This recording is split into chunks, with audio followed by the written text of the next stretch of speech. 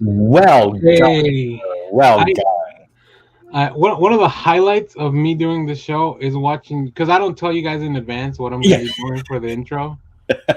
So just seeing you, because I can see all of you guys in the little box below. Yeah. Yeah. Just seeing you guys react to the nonsense that I put together. For this. Well, it always makes sense to me. Yeah. Oh, I got all that, which is rare. But Yeah, you know that really real old movie that is in black and white, and then it's I in will color. I You mean will Clerks? fucking destroy you. Hey, that is to be fair, that's a really old movie. It's not Yeah. That's true. I was afraid you that really old movie in black and white, Schindler's List. Have you guys ever seen a really old film called The Empire Strikes Back? But Jesus. to let you know how good that movie is, it's still being referenced in 2022 in current media. That is true. Absolutely. We will be getting into. So, welcome everyone to the Next Issue podcast. Today we'll be talking about Werewolf by Night. If you couldn't tell by our names, we'll be talking about Marvel's special presentation, which is an interesting way to. It's not a movie. It's not a series. It's a Marvel special presentation. Though they have announced that we are going to get more monsters after this special. I hope so. No, they announced. They officially announced Yeah. because apparently did so well. We're going to get more monsters. So I'm like, okay. So yeah, we're gonna be talking about Werewolf by Night. We'll be discussing full spoilers. So we'll. Oh hell yeah, we will. Yeah, so we'll get into it. But before we do that, let's talk a little bit about the comics, because as I was putting together the review that we dropped on the video on the non-spoiler review that we dropped on the channel yesterday, I saw that this character was like created by committee or something. It was 4 people that created Werewolf by Night, which is really intriguing. And then there's also another version that's more recent, created by one of the guys from the Black Eyed Peas, Taboo, I think. But that's not the character we see in the movie that we just saw. So yeah, let's talk about the comics real quick. What are some good Werewolf by Night comics? What do you guys read? Why is there 4 people attached to this character? Werewolf by Night is just one of the great horror books by Marvel, and Jack's just kind of a character that kind of seems to touch with everyone. Like, he shows up in a lot of different books. His Werewolf by Night 32 spawned Moon Knight. Marvel Spotlight did a lot of Werewolf by Night stuff. So it's a lot of one shots. But you can find a lot of great supernatural horror stories in there. And for me, it's more the art. I love the 70s Marvel art style in all the horror books back then. Here, brother. I'm right there with you. And it didn't strike me until this morning as we were chatting, but I feel like if you take that 70s Marvel kind of horror, it was a response to changes to the comics code, where prior to these changes, they couldn't have straight up horror like this, right? And so, and I think it even called out things like you cannot have vampires or zombies, yeah. And so they had both those characters. They had Dracula, and they actually had a zombie in their comic books for a little bit. But was that after the changes in the comics code in the 70s? That's when all these horror titles hit. So you start getting characters like Werewolf by Night, Dracula, Morbius, which I kind of felt like, is this whole special kind of throwing shade at the Morbius film? Like, that's Sony's attempt to do this, and it's just awful. And then Disney's like, hold my beer, and we get this amazing, stylized Night. Oh man, it is phenomenal. So that's the thing that bothered me, is watching a very stylized one going, we could have gotten a very stylized Ant-Man. We could have gotten an Edgar Wright Ant-Man. Yeah. But they've held out so long that they're now allowing people to give their own style into Marvel, which is very interesting to see, because we could get some interesting directors in here. Well, and this goes back to Disney Plus being the experimental space, right? She-Hulk doesn't fit any of the formula of the MCU, right? Now we get Werewolf by Night. It's like it not much shade needed. Thank you, Jesus. I agree. Morbius is a vampire. He thrives in the shade. Oh, Lord. And on the dance floor. But yeah. That should have been the conclusion of the movie, a dance off between Matt Smith and Jared Leto. Thing. You know, that was in the script, but then a producer was like, "No, Guardians already did it." Oh yeah. So So real quick, so yeah, created by Werewolf by Night was created by Roy Thomas and his, I guess, then wife Jean Thomas, Jerry Conway, and Mike Plug, who are all, I mean, well, other than Jean, I hadn't heard much from. I didn't know she was working in comics, but everyone else, like, I saw that they all kind of worked on comics for a long time. So yeah, you guys are right. There's definitely just all these little spotlights in Marvel Comics Presents type of comics where his original name being Jacob Rusev changed to Jack Russell. I guess if that's a pun on the dog, Yeah. I'm gonna be very upset. oh Jesus, I hadn't even thought of that. Neither have I. I kept thinking it's Jack Russell, but that doesn't sound right. Like in my head, I could see the Yeah, name, yeah, and yeah. it just was like, why would he be named Jack Russell? Oh my Yeah, God. it's It looks like it's the Comics Code revision of 1971 that took out a lot of the horror elements. That's it. But Thanks. because I think part of the time Marvel would pivot to magazine stuff to work around the Comics Code Authority. That's why you could get very adult magazines that didn't have to deal with the Comics Code stuff. how adult. Well, I mean, if you look at the Howard the Duck stuff, you would see a duck and a human woman. Well, and then also stuff. the Conan stuff, also by Rory Thomas, was in magazine format, and those tended to be more violent and like straight up bloody. So, and I think also when they did that weird, it was like 1 or 2 issues where they tried to bring in Underground Comics, and they did the comics book. Have you guys seen this? I haven't seen this. I've heard this though. Okay, well, I've never seen it in person. Was that also in magazine format, or is that just straight up like floppy dimensions? I don't know. All right, I'm gonna look. Anyway, you guys keep talking. Sorry. Yeah. I was trying to see if Gene Thomas was married to Roy Thomas. They are. I googled it. Oh, perfect. All right. They were at some point. I don't know. Your Google Foo's way better than mine, man. Yeah. Well, while you guys talk, I don't pay attention. I just do other stuff. That's why I have to go back. I have to go back and watch the videos again later to figure out what you guys said. So I'm just really good at pretending like I'm listening. Like this week, real quick story from work. We were at a meeting and somebody was talking and they saw me nodding and they're like, "See, Daniel gets it." I was just in meeting mode. But What happened? We've lost one. We've lost Josh.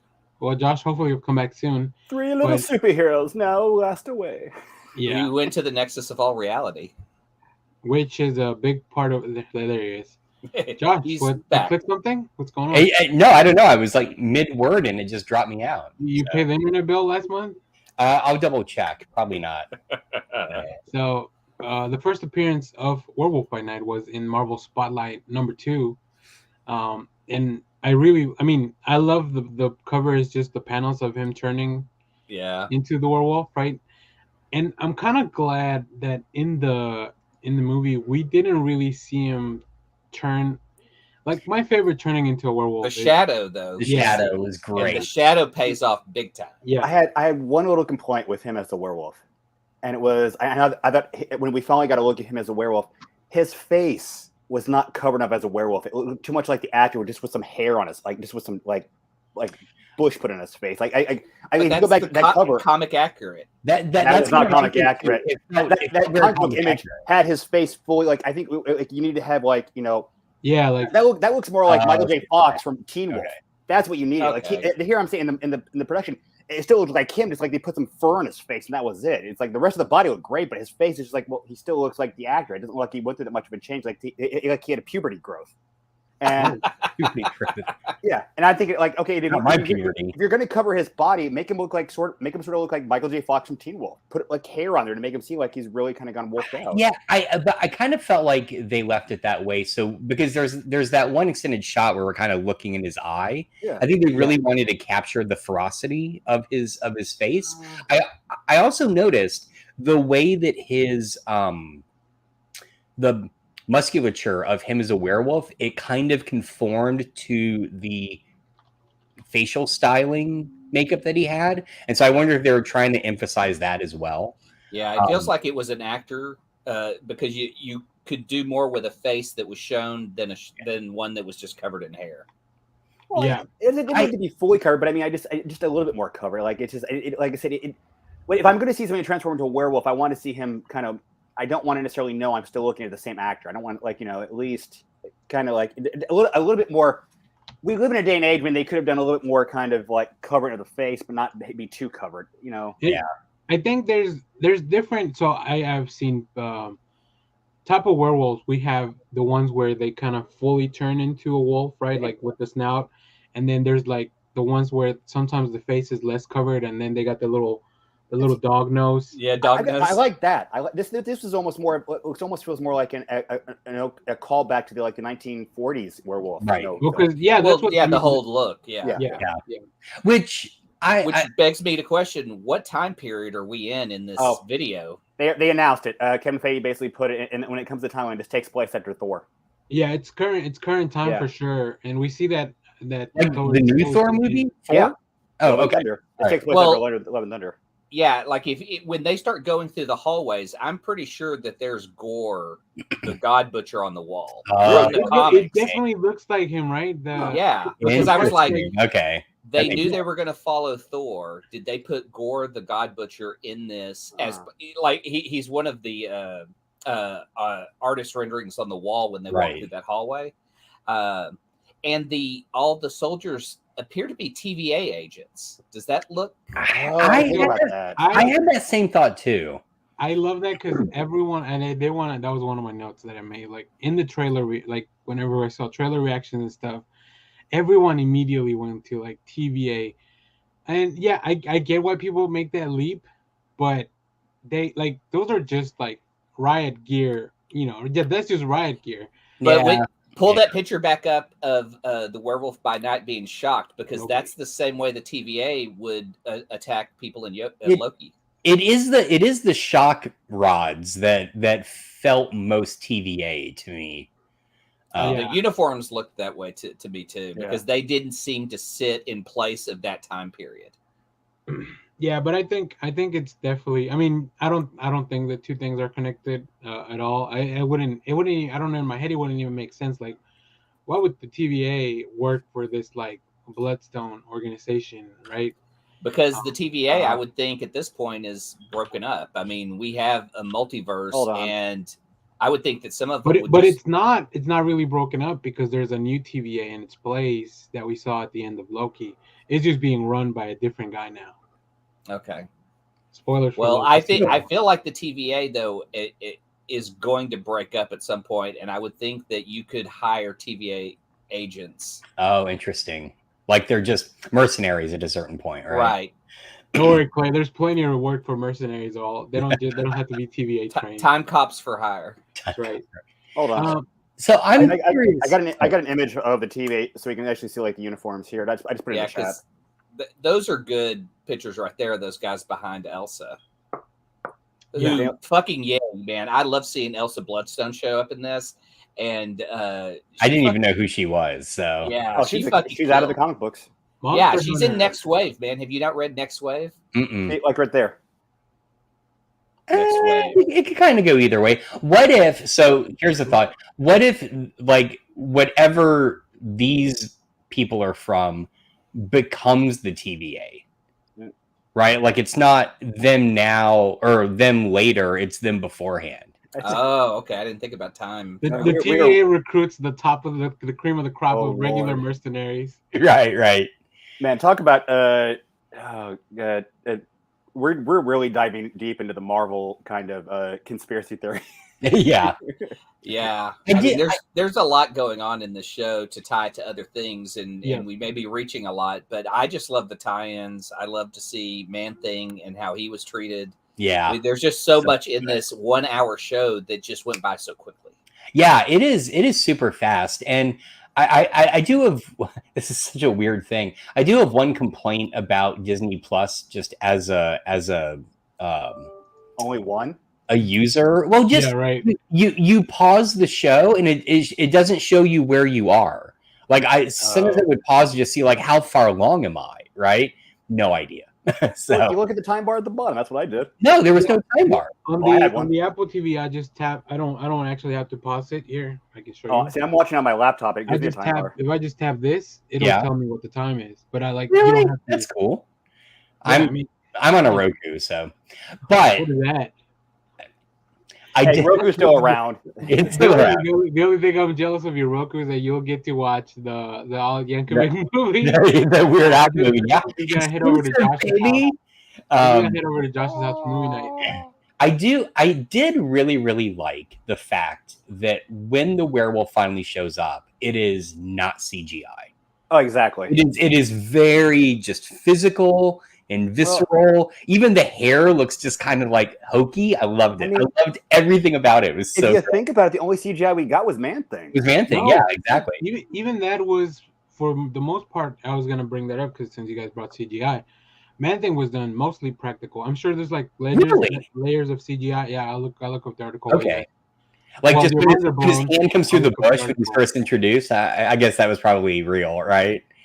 Yeah. So Yeah, I did see that there was a performer credited with his performance, and it's the same actor who did He's in done, Star. like, Predator and okay. He was in Star Wars as the Chewbacca?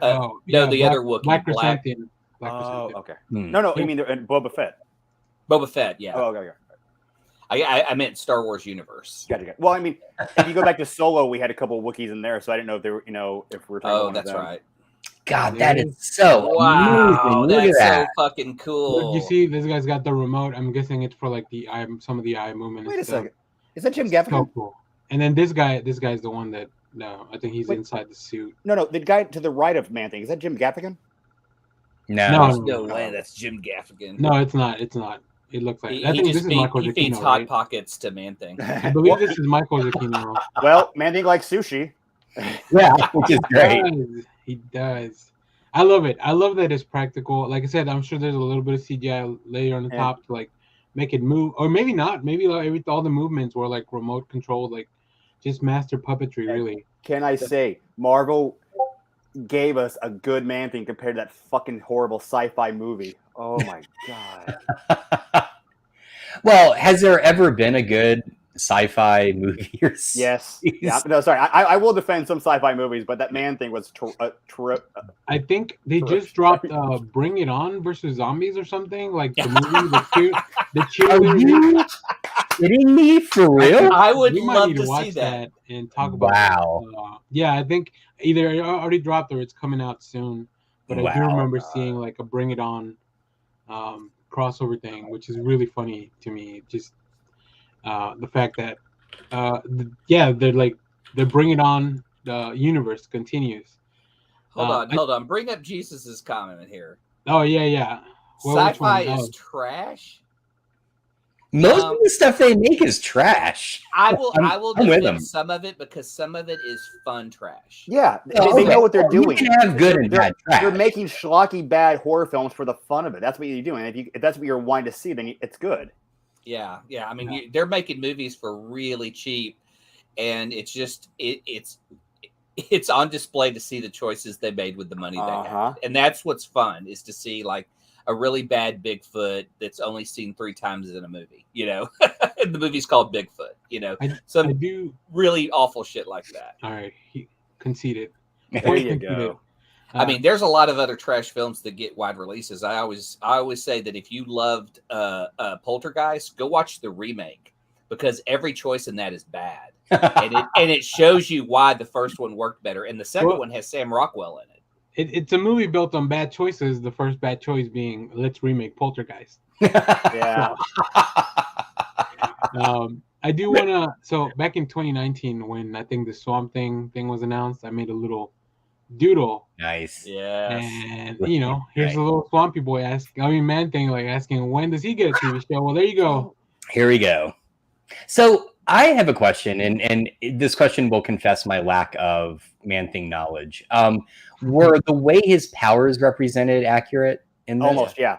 Okay, all right. I was just curious. So, I don't know. I don't remember. I know we talked about Man Thing a long time ago, but did you guys know that the creators of Man Thing and Swamp Thing were roommates?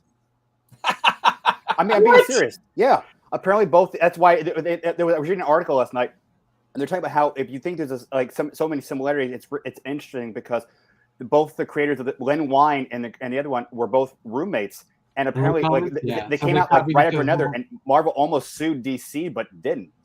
Yeah, it's neat to look at their origin in the books that they're in, because it's like within months of each other. Yeah, of when they debuted. So it was more of a like, who's going to outdo the heap? The thing is, Marvel or DC? They both had the same dead plant in their room, like in their living area, and they both saw something in it. They're like, "Oh, this could be a comic." They had a very particular strain of pot growing in their shared apartment. I bet you I could turn this weed into a monster in Marvel Comics. Whoa, dude, what is this called? And then one of them heard Swamp Thing, and then the other one heard Man Thing. So they're like, "Yeah, that's what we're doing." I do want to show another werewolf we got in the movie. Oh, yeah. Werewolf. But we just saw, I think Elsa Pataki, Thor's real life wife. She was the wolf in that movie. So give us more wolf content, because I think the internet's been going pretty crazy for. Well, there's a wolf kid in Thor. That's right. Yeah. One of the kids is, the other thing. So I was really blown away by the fact that when I saw who directed this, when his name first popped up, I was kind of like, well, wait, he's a composer. Like, surely, the fact that this is his debut. And I just want to add, I don't go into much Marvel stuff thinking there's going to be an image that is so wonderfully artistic in a kind of David Lynch way it's going to stick with me for the rest of my life. This one has it, and it's the tuba on fire. That whole sequence, I was just like, I love all of this. Give me more of this. This is amazing. How do you make a tuba cool? All I can think about is I want to see that guy play with the guitar fire guy from Fury Road. Yeah. It was phenomenal. Just phenomenal. I mean, every decision made in this was just perfect. So Michael Giacchino directed this. He has only 3 credits as a director. He did a short for Star Trek. One of the Star Trek shorts was directed by him. And then it's called Ephraim and Dot from 2019. I don't. You guys are the Star Trek peeps. I haven't. That's what I was trying to say. And then something called Monster Challenge from 2018. But he has so many composing credits. We probably should do a whole show on just Michael Giacchino. Really. Yeah. I mean, the Batman score he did. Even the one that phenomenal. Yeah, he composed the Marvel theme from the beginning, like the thumb. Oh, did he? Like what I played. That's why it feels so natural when he changed it for this one. So really, really interesting. Clay, are you going to share something? Yeah, the tracks from the show, because it's all in the wording. You want to zoom in on that? The main title, Tales from the Crypt, and Elsa's TED Talk, I thought were great. Yeah. Elsa's TED Talk. That's so good. Farewell to Arm. Which that was good. The violence in this, I was kind of taken like for surprise. I mean, I knew it wasn't gonna be unviolent. But even then, like the guy with the arrow through the lip, I was like, yeah, Lord. But the black and white helped reduce the blood. It did. Yeah. That's how they did Kill Bill. That's how they did that whole kill count in Kill Bill, by making it black and white. Yeah, the fact that guy had to then, that Elsa had to then go roll with him and keep him quiet. All the hunter designs, I thought they were really fun. They were all very different. We didn't get to see a lot of some of them. Like some of them were just there as kind of like cannon fodder. Are they based on characters of the books, or? You know, that's a good question. I'm not sure. I've never really heard of any of them or like seen that. Like even the character designs don't look familiar. Yeah. So I My don't favorite know. was the Irish dude, the Viking looking dude. Like I liked him. You know, it's just You know what I read about him that's great is he was the punk rocker guy in Star Trek 4. You remember the punk rocker the one guy? who Who's has Yeah. the Vulcan nerve pinch too. That's him. Oh, Yep. yeah, he's So- playing his box too loud, and he goes they like ask him this to turn it to, down. yeah, and then Spock just goes. And he's like, Same So thing. were any of the Hunters characters from the comics, or were they just basically made up for this? Because I don't know. the one Hunter in all white with that face, I'm like, I've seen that design. Oh, that actor has been around for sure. I've also like they look familiar. Let's see if I You can know who pull he up. reminds me of? Reminds me of the damn ghost from Death Note. Okay. Oh yeah, like Ryuk. Uh-huh. Yeah, the one who Let's you see read that. the book and he killed him. Like he reminds me of that damn ghost from that. Okay, But it was like the all white, and then the way the face was Yeah. designed. I was like, I feel like I've seen this in a comic before, but I couldn't place it. So So that hunter's name is Asarel. Asarel. That's probably Azarel. how you say that. that's all right. Okay. But the Played actress, by Over Batman. French actress. Eugenie Bondurant. Bondurant, very good. So yeah.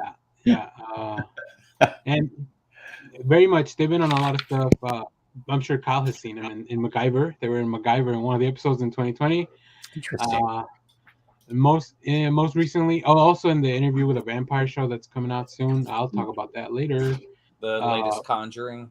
The latest Conjuring. So yeah, they definitely. Oh, the Hunger Games. That's probably where I've seen them as well.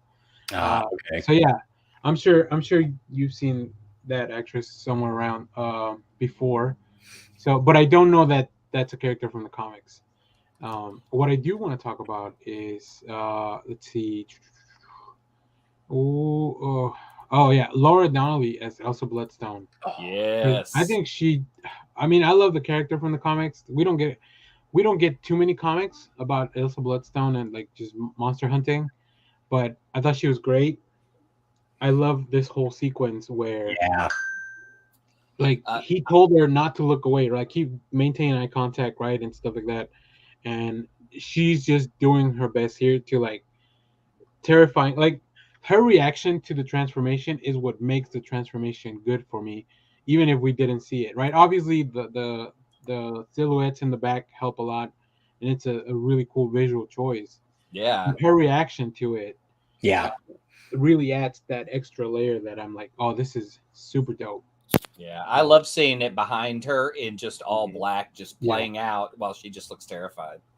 Yeah, she's great. And have you guys ever seen her or anything or? Huh?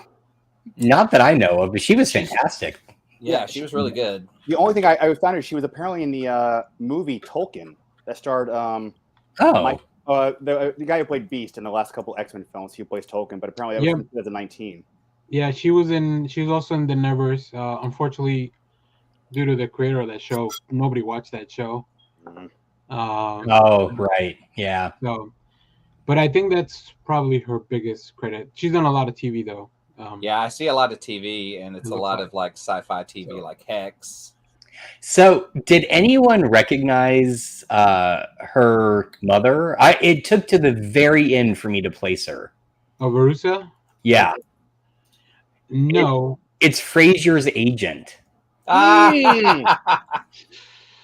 Well, I was like, where have I seen her before? It's driving me nuts. And then at the very end, I'm like, that's who it is. So, and she's from Fort Worth, Texas. This is the moment I reveal.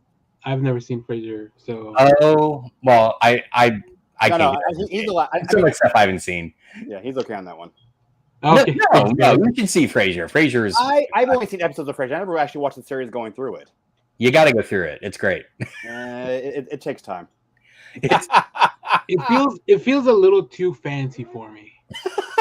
But it's sitcom humor. That's the joke.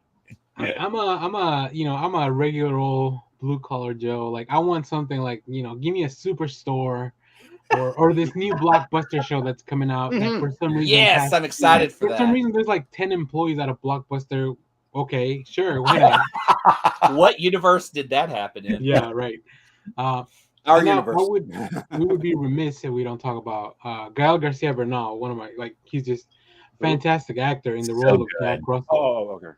Yeah, I love it. I love him. I mean, I'm very glad that him and Diego Luna are Yeah. they both have their own Disney Plus stuff with Andor and Star Wars. Because they're And now best Gael. friends. So hopefully, Oh, they are? Oh, that's cool. Yeah, yeah. I read that they were came both. up. They came up in came up- Mexican cinema, and then they broke it to Hollywood around the same time. Oh, that's very awesome. famous. Now, is it just I me, or is think it kind of weird? Like we gave a Mexican actor an American name. no, I don't Maybe- think it's weird. I don't know. Maybe that's a fake name. Maybe. You know, I mean, I could see them explaining it away, which, by the way, his cape at the end, that refers to something, right? Ask Man thing. He gave it Maybe to him. he took it from Dracula. I mean, that's kind of what it looked like. I was like, where did he get that cape from? So, Yeah. Well, like I'm sure the Werewolf by Night has fought Dracula in the No, comics. I remember that. I remember reading a book when I was young in the library, and there was an issue, and there was actually a thing where basically he fights Dracula. And I remember at the beginning of the episode, he's talking to the Irish dude, and he goes, "Have you already these kills yours?" He goes, "No, but that guy, I fought him a couple of times, and I think." Oh, right. Oh, nice. Good catch. I didn't even think about that. Yeah. Yeah, they were really down on the vampires in that. I Oh, thought yeah. that they would kind of play them up a little bit more, but I guess that would be hinting too much at Blade. Cleo probably More shaped at Morbius. Yeah, I was a little more hurt the fact they put Bigfoot in there. I know when I saw Sasquatch in there, I was like, "So is this a Sasquatch I referring wonder. to Alpha Flight Sasquatch?" I wonder. Yeah, because That'd it was specifically in Canada. So Mhm. I was kind of excited for that little reference. But does this mean that the monster world will also be like maybe Alpha Flight? It could be or like the Wendigo, or like has been mistaken maybe by Sasquatch, or I guess that's the equivalent. I don't know how. I mean, the wildest thing I could think of is if they had the Wendigo show up and fucking Wolverine and Hulk fight him. I mean, that would be a fucking cool special right there. You know, they could have you easily. want to see that cover brought to life, huh? They could have. I want to easily- see like a John Wick style Wolverine. Oh yeah. They could have made a mention to Wolverine, like, we're still missing somebody, but he's up in the Canadian wilderness still hunting. I'm telling you guys, if you want Wolverine Easter eggs, you're watching the wrong Disney Plus show. You have to be watching She-Hulk. I did want to touch on the character design, because I love that even though it's black and white and you can't really see the makeup he has. Yeah. It's really like a Dia de los Muertos type of makeup, right? Mhm. He's got the eyes blacked out, and it's very similar because Gal Garcia he voiced Hector in Coco, who's the so like it's very similar, like just very similar imagery.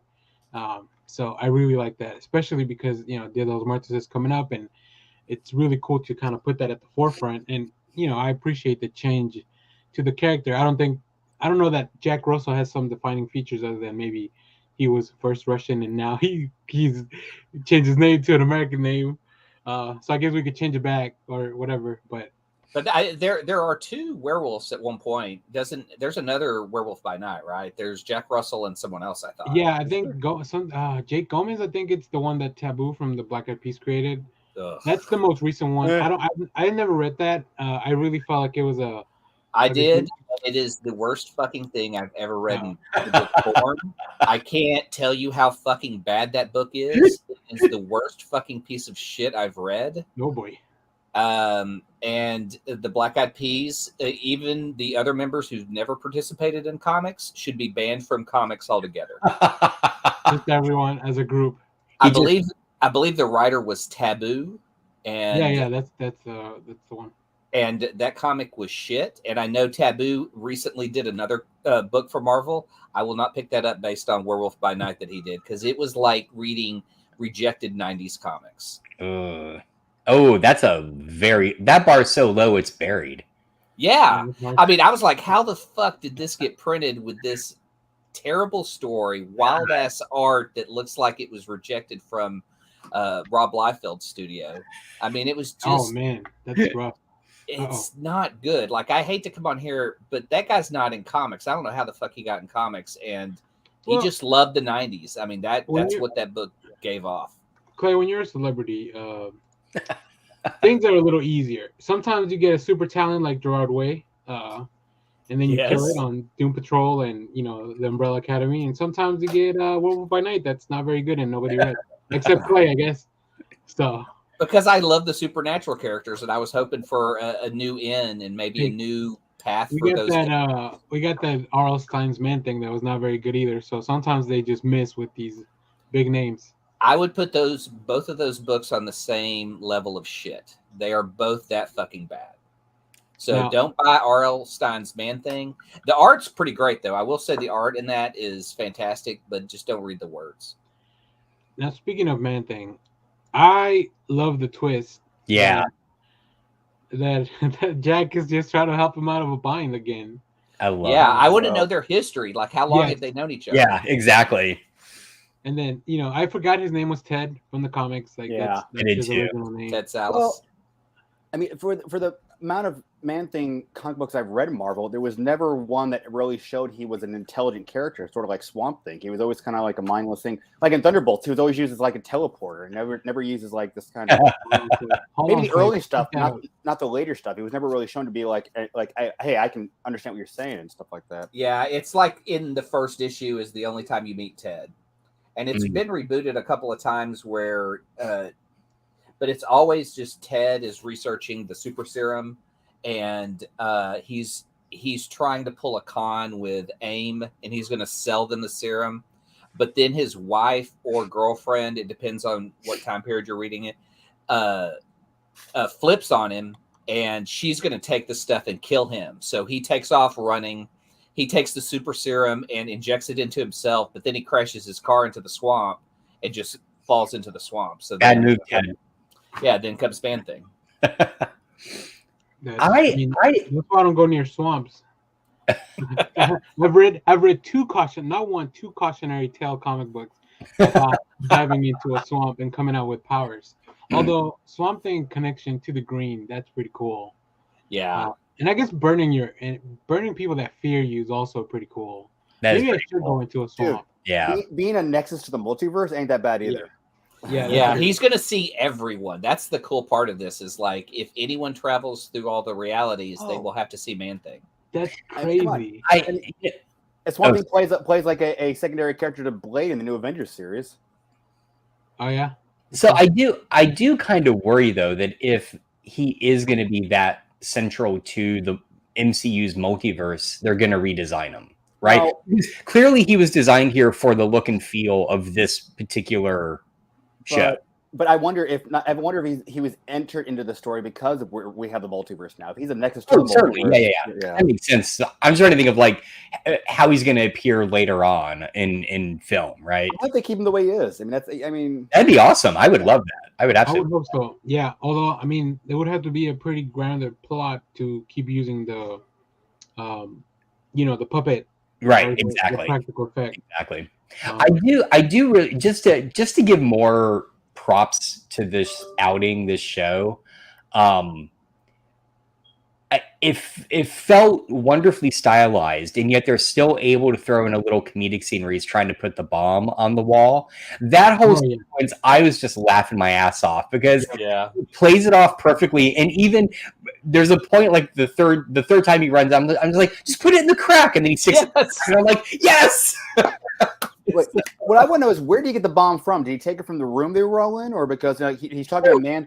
He's talking to Man Thing, and he goes, "I have this. It's going to blow up the wall." Right, and then when he's talking to Elsie, he goes, "How do you turn this on?" Yeah, like, exactly. Why are you asking her? I know. I had that same thought. It's kind of like he brought it from somewhere that maybe he didn't. Like he just stole it from somewhere prior to coming here. But why would Elsa know how it works? Exactly. Like it was also I was kind of confused. She's a monster hunter. She probably used a bomb or two in a day. I normally don't watch things in black and white. I like unless. All right, now no. I did. No. So I guess it wasn't this year, but within the past 2 years, I watched at least 5 hours of something in black and white. Man, Mad Max Fury Road. No, Logan? well, I should watch. I should go back and Logan? rewatch that. Logan. I should also go back and rewatch that. Clerks. I have. Well, no, I haven't. Although I did see What? Clerks. It's in Clerks 3. So. Oh, I've seen Clerks. Oh, I okay, just I was about to didn't say. rewatch it recently. He's No, I seen saw Clerks 3. I haven't There's seen there's a few clips. I haven't seen Clerks guess- 3 either, but he better seen Clerks. No, I've seen them all now. And yeah, whenever Clerks 3 is available for streaming, I'm sure all you guys will love it if you haven't seen it. I can't wait to. Let's see. So I did want to share this. I love the. Oh, there we go. The touch of red. Yeah. Yeah. Yes, From when the the color Bloodstone. came into it, this is what defined that I think they're in limbo. Because the time period is obviously we see some dead bodies that go up to like 1986 is obviously a very big year. Did you guys notice all the deaths that took place in 1986? Yeah, When she- something happened. Really? Yeah, when she's crawling through all the mausoleum and all the tombs, Yeah. 1986 is a Oh, death. so Is a that year that a lot of happened in people die. 86. Well, I don't know. That's a. That is good. I didn't even realize that. Wait, was my birth a Nexus event and it killed all those people? Was Man Thing at your birth? He might have been. Now, Although, I do want to say though, Man Thing, this is the third time Man Thing has been referenced in the MCU because Yep. he's been talked about in Agents of S.H.I.E.L.D. one time, and then he shows up as in Scar. He's one of the his faces on the buildings in Ragnarok. So he was a champion at some point. So yeah, I hope now that they're leaning into the multiverse, they really take advantage of like you have. I mean, he's not the only Nexus being, right? We have Loki now, and we have Scarlet Witch, which a lot of this Bloodstone thing. Oh, you're muted, Kyle. we can't hear you, Kyle. What I was trying to say is Nexus is, I think they're referring to him as a Nexus. He can transport people. Loki can't transport people. He's just but they are Nexus beings though. Like there's a series where they all they're called the Nexus beings. There's 6 of them. I don't remember all 6 of them off the top of my head, but I know in the MCU now we have with Man Thing we have him as the third one. Okay. And then the choice to kind of bring all this back, and that's the reason I played Somewhere Over the Rainbow for the opening. Yeah. It's because that's the song that where in the Wizard of Oz we go from black and white or really sepia tone to a really colorful landscape, and then that kind of happens here again. So really, really interesting imagery. I think Giacchino probably just put all the things he loves into this. He's like, I don't know how many projects I'm gonna get, and probably after this he'll get some more stuff. I hope so. It just, I mean, what a debut. And again, I know it's not his debut, but it kind of feels like it, right? I mean, for a feature length thing, it definitely is. I think so. It was perfect too. Like I love that it's not too long. I feel like anything longer maybe would have started to like lull in some places, but it was like it just went by and hit every spot. Like the pacing was really on point. Like, just here's what we're doing. Here's the setup, and let's get into it. And then Act 2, like, oh, here's the twist, and now we have Jack as the captive. Which from the trailers, I thought from the beginning he was gonna be he was captured from the beginning. I thought they were gonna be hunting, kind of like a Most Dangerous Game type of situation. Yes. Right. See, I've read some stuff. Yeah.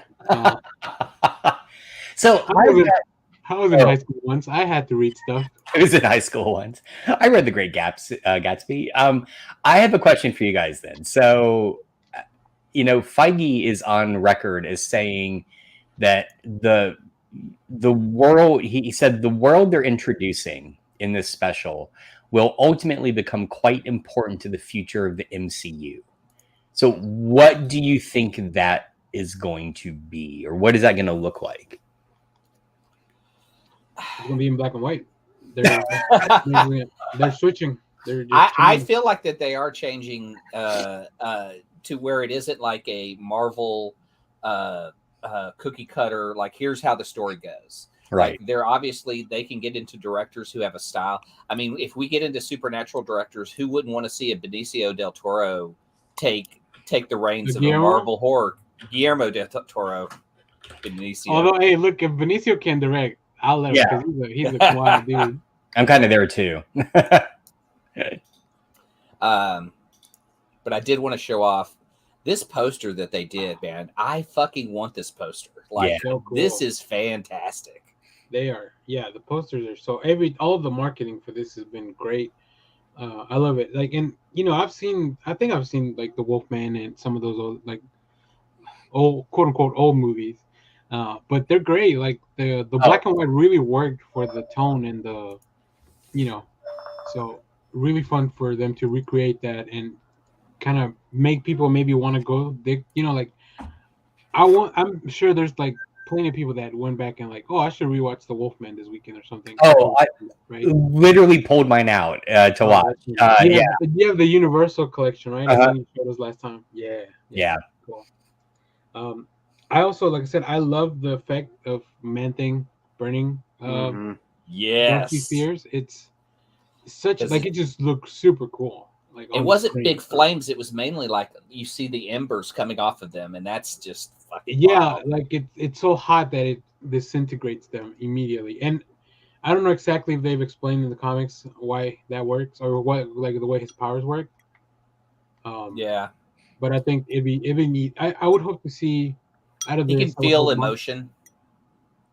Yeah, I would hope Marvel spins out maybe some like a Werewolf by Night series and a Man-Thing, or maybe something with them together. Maybe something gets announced this weekend. New York Comic Con's happening right now, so maybe they already have something and I haven't seen it. But another highlight for me was this moment of the guy like Frankenstein. Huh? It looks like Frankenstein a little bit. No, this is the. Well, I know it's Ulysses, but I mean, still, it's just kind of like. I love the fact that it kind of played like a music box where that dude was cranking the thing and it was opening, and then this guy came back to deliver his last message or whatever. What a weird, like, just like it's such an interesting choice. Like, it's just like this movie's full of like, this is what Marvel usually does, so let's do it differently, and that's what I really, really appreciated.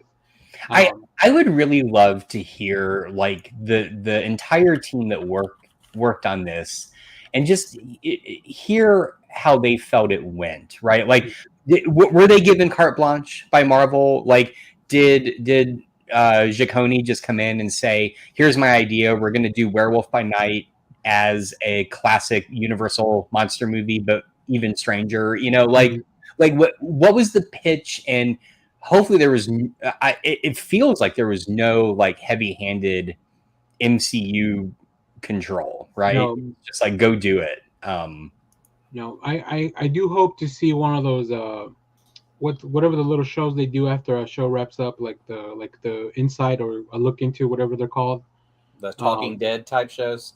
Yeah, no, like usually after the Star Wars show wraps up, it's like here's how the making of that show, or like for the Marvel stuff, like they're like here's the making of, like they put it on Disney Plus. Cause it's all good content. Like I would definitely watch. I want to hear Michael Giacchino talk about this. I want to hear the people that I want to hear Gal Garcia. Like, did he read a bunch of Werewolf by Night comics before doing this, or like like let's look at Swamp Thing and how the puppet works or whatever. So Man-Thing. Yeah, Man-Thing. Sorry, I get my things confused. You get your things confused. I get my Del Toros confused. You sound like my doctor. So. I hope your doctor does not get your things confused. Well, it shouldn't be here. Oh man, I'm left with all these parts. Where do these go? We don't need them. Is there anything else you guys want to touch on? I think we definitely. We've almost talked about this as long as the movie is. So is there anything else you guys want to touch on Werewolf by Night before we move on to our other stuff? I would love to see, I mean, I'm seeing a lot of Man-Thing love online. So I love seeing that because that's insane. I love that Ted is different in this than anything. He is just, he can communicate. Him and Jack obviously have a relationship where in the comics he's always been isolated and always been alone. Yeah. So it just gives a different tier to that character. Like I look at Spider-Man, like if you take Spider-Man before Tom Holland, he never had a best friend. And seing that dynamic in the new series changes it. Well, I mean, the way that he bonds with Ned. Like him and Ned are better friends than Him and Harry are. I mean, Well, and we've never gotten the screen Spider-Man Human Torch bro friendship because, fine. Yeah, or Firestar, like the whole roommate dynamic with all Right. three of them was really fun. Well, I mean, you got Tony and Rowdy. Yeah, that's probably, I think them two and Bucky and Cap. Yeah, are you about got the best friends in there. that we've seen some Rocket and Groot.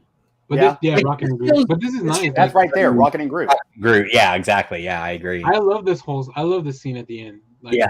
The fact that he built them a little camp because he knew he had to recuperate, and then he brought all these things from the mansion. Like he just took he took is this a xylophone? I want a Marvel special, Battle of the Plants, Groot versus the Man-Thing. Oh shit! Yeah. I want to see Man-Thing work the French press. How's he making coffee? I love the fact he made him coffee. Exactly. Man-Thing made the coffee, right? So Yeah. There should be a Man-Thing brand of coffee that comes out now. oh, Yeah. dude, There will be. great. Oh, And then also for some reason, just he grabbed the phone. I don't know. I mean, we got some Night Owl coffee Oh, when Watchmen came out. I didn't realize that. That's funny. That Oh, it's so cool. I wow, need that. that's some weird marketing. I love I it. feel like that's something I should own. Yeah. But Let me get on as far as eBay Man real Thing, quick. I want to see him in everything since he's at the Nexus. He can be in everything. I would love to see him meet up with Groot. I want to see his whole history, like how long has existed? Was there a Man Thing before him? Who was the guardian of the Nexus before him? Has he met Howard already? yeah. Oh yeah. Is there anyone you would like to play, Ted? Like for that brief moment? At this point, I don't care.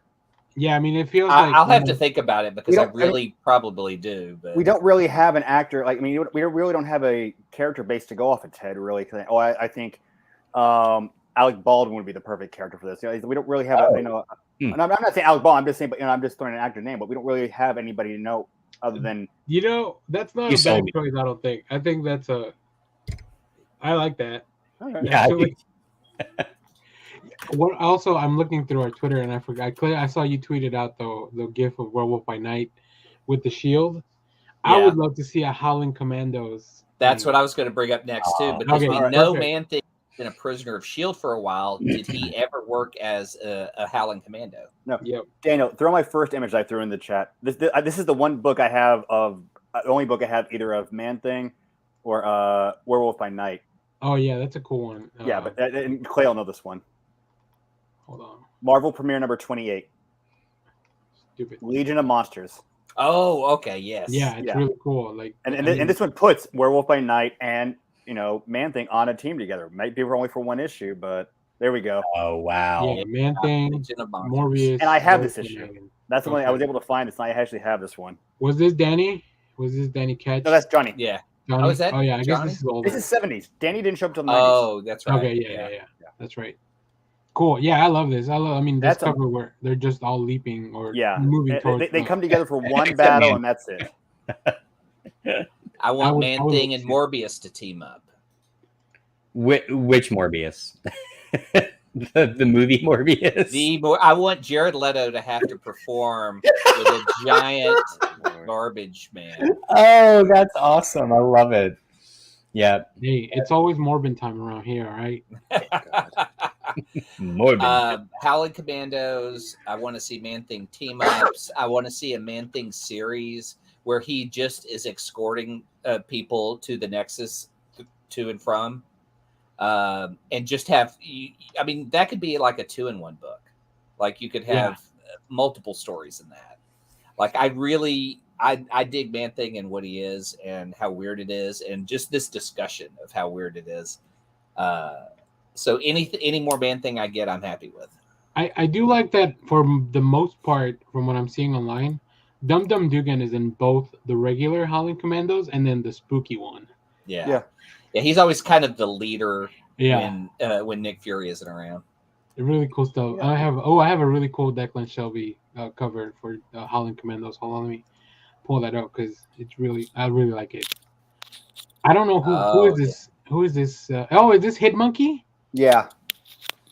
Oh, that's so cool. Yeah, Werewolf by Night, Hit Monkey, Dum Dum Dugan, and Swamp Thing. I don't know the vampire or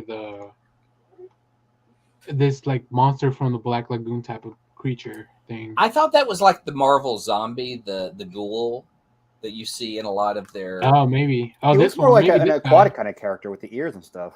Yeah, Well, I thought the aquatic character is above the werewolf. Right? Oh, you're Yeah, I right. thought it You're was right. like You're that. right. But he's still got This those looks ears maybe that more look like like a scroll. It almost looks like Yeah. a scroll. Oh, also and- there was a two-headed creature that was mounted in the trophy room that was Yeah. aquatic looking. I want to also put all of my eggs in the Alpha Flight basket and say that's Marina's parents. Oh, wow. Oh. Because That'd when we meet her, she's not a monster, but obviously Right. she becomes a monster in the Alpha Flight series, and there's not much history to her other than she is part of Atlantis. Why not? We're getting Namor in a few weeks. We are. We sure There's are. a lot in here, he said, so I'm trying to find every little detail I can tie to somebody. And But I we want to believe in Alpha Flight. But we can't get Alpha Flight until after the mutants are introduced, right? Not necessarily. No, not necessarily. We can't. Right. I Because mean, they and can they have, already- Department they already H could have- exist for superheroes There's only. only 2 mutants in Alpha Flight, and that's North Star and Aurora. Outside of that, everybody else is kind of either supernatural or other power based. Okay. All right. How is Puck able to move? Like, did they ever really describe? I that forget. He's just, but I know his thing is supernatural. is it supernatural? 'Cause Yeah, I the always reason thought he's a he was dwarf is just. supernatural. I thought. Do we get Peter Dinklage as Puck? Because I'm Yes. on board for that. Yes. I mean, it makes sense, but I want a fun guy like Wee Man. I always, if you want, here's the storyline. If you want Peter Dinklage, then you're going to have the storyline of him falling for Heather, the storyline when he gets to go to Asgard and they make him tall and he can't figure out his balance. Like he has a hard time being a tall person. Oh, right. Okay. There's a sadness with him after Mac dies. That would be the Peter Dinklage story. Interesting. Everything All right. else to me is Wee Man because Puck is a fun character to me. He seems like the funnest guy that you want to go on an adventure with.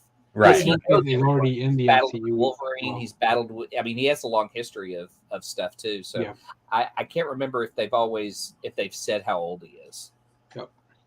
All right. Well, I think that'll about wrap up our Werewolf by Night talk. Like I said, I'll probably watch this again.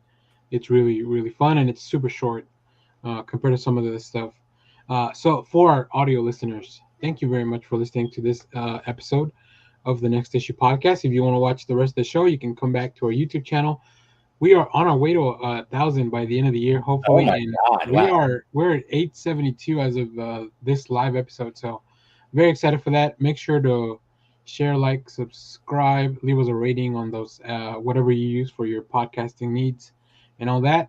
And for everyone watching live or watching on YouTube, we continue the show with our previously on Next Issue segment, where we just kind of catch up on all the stuff we've been talking about.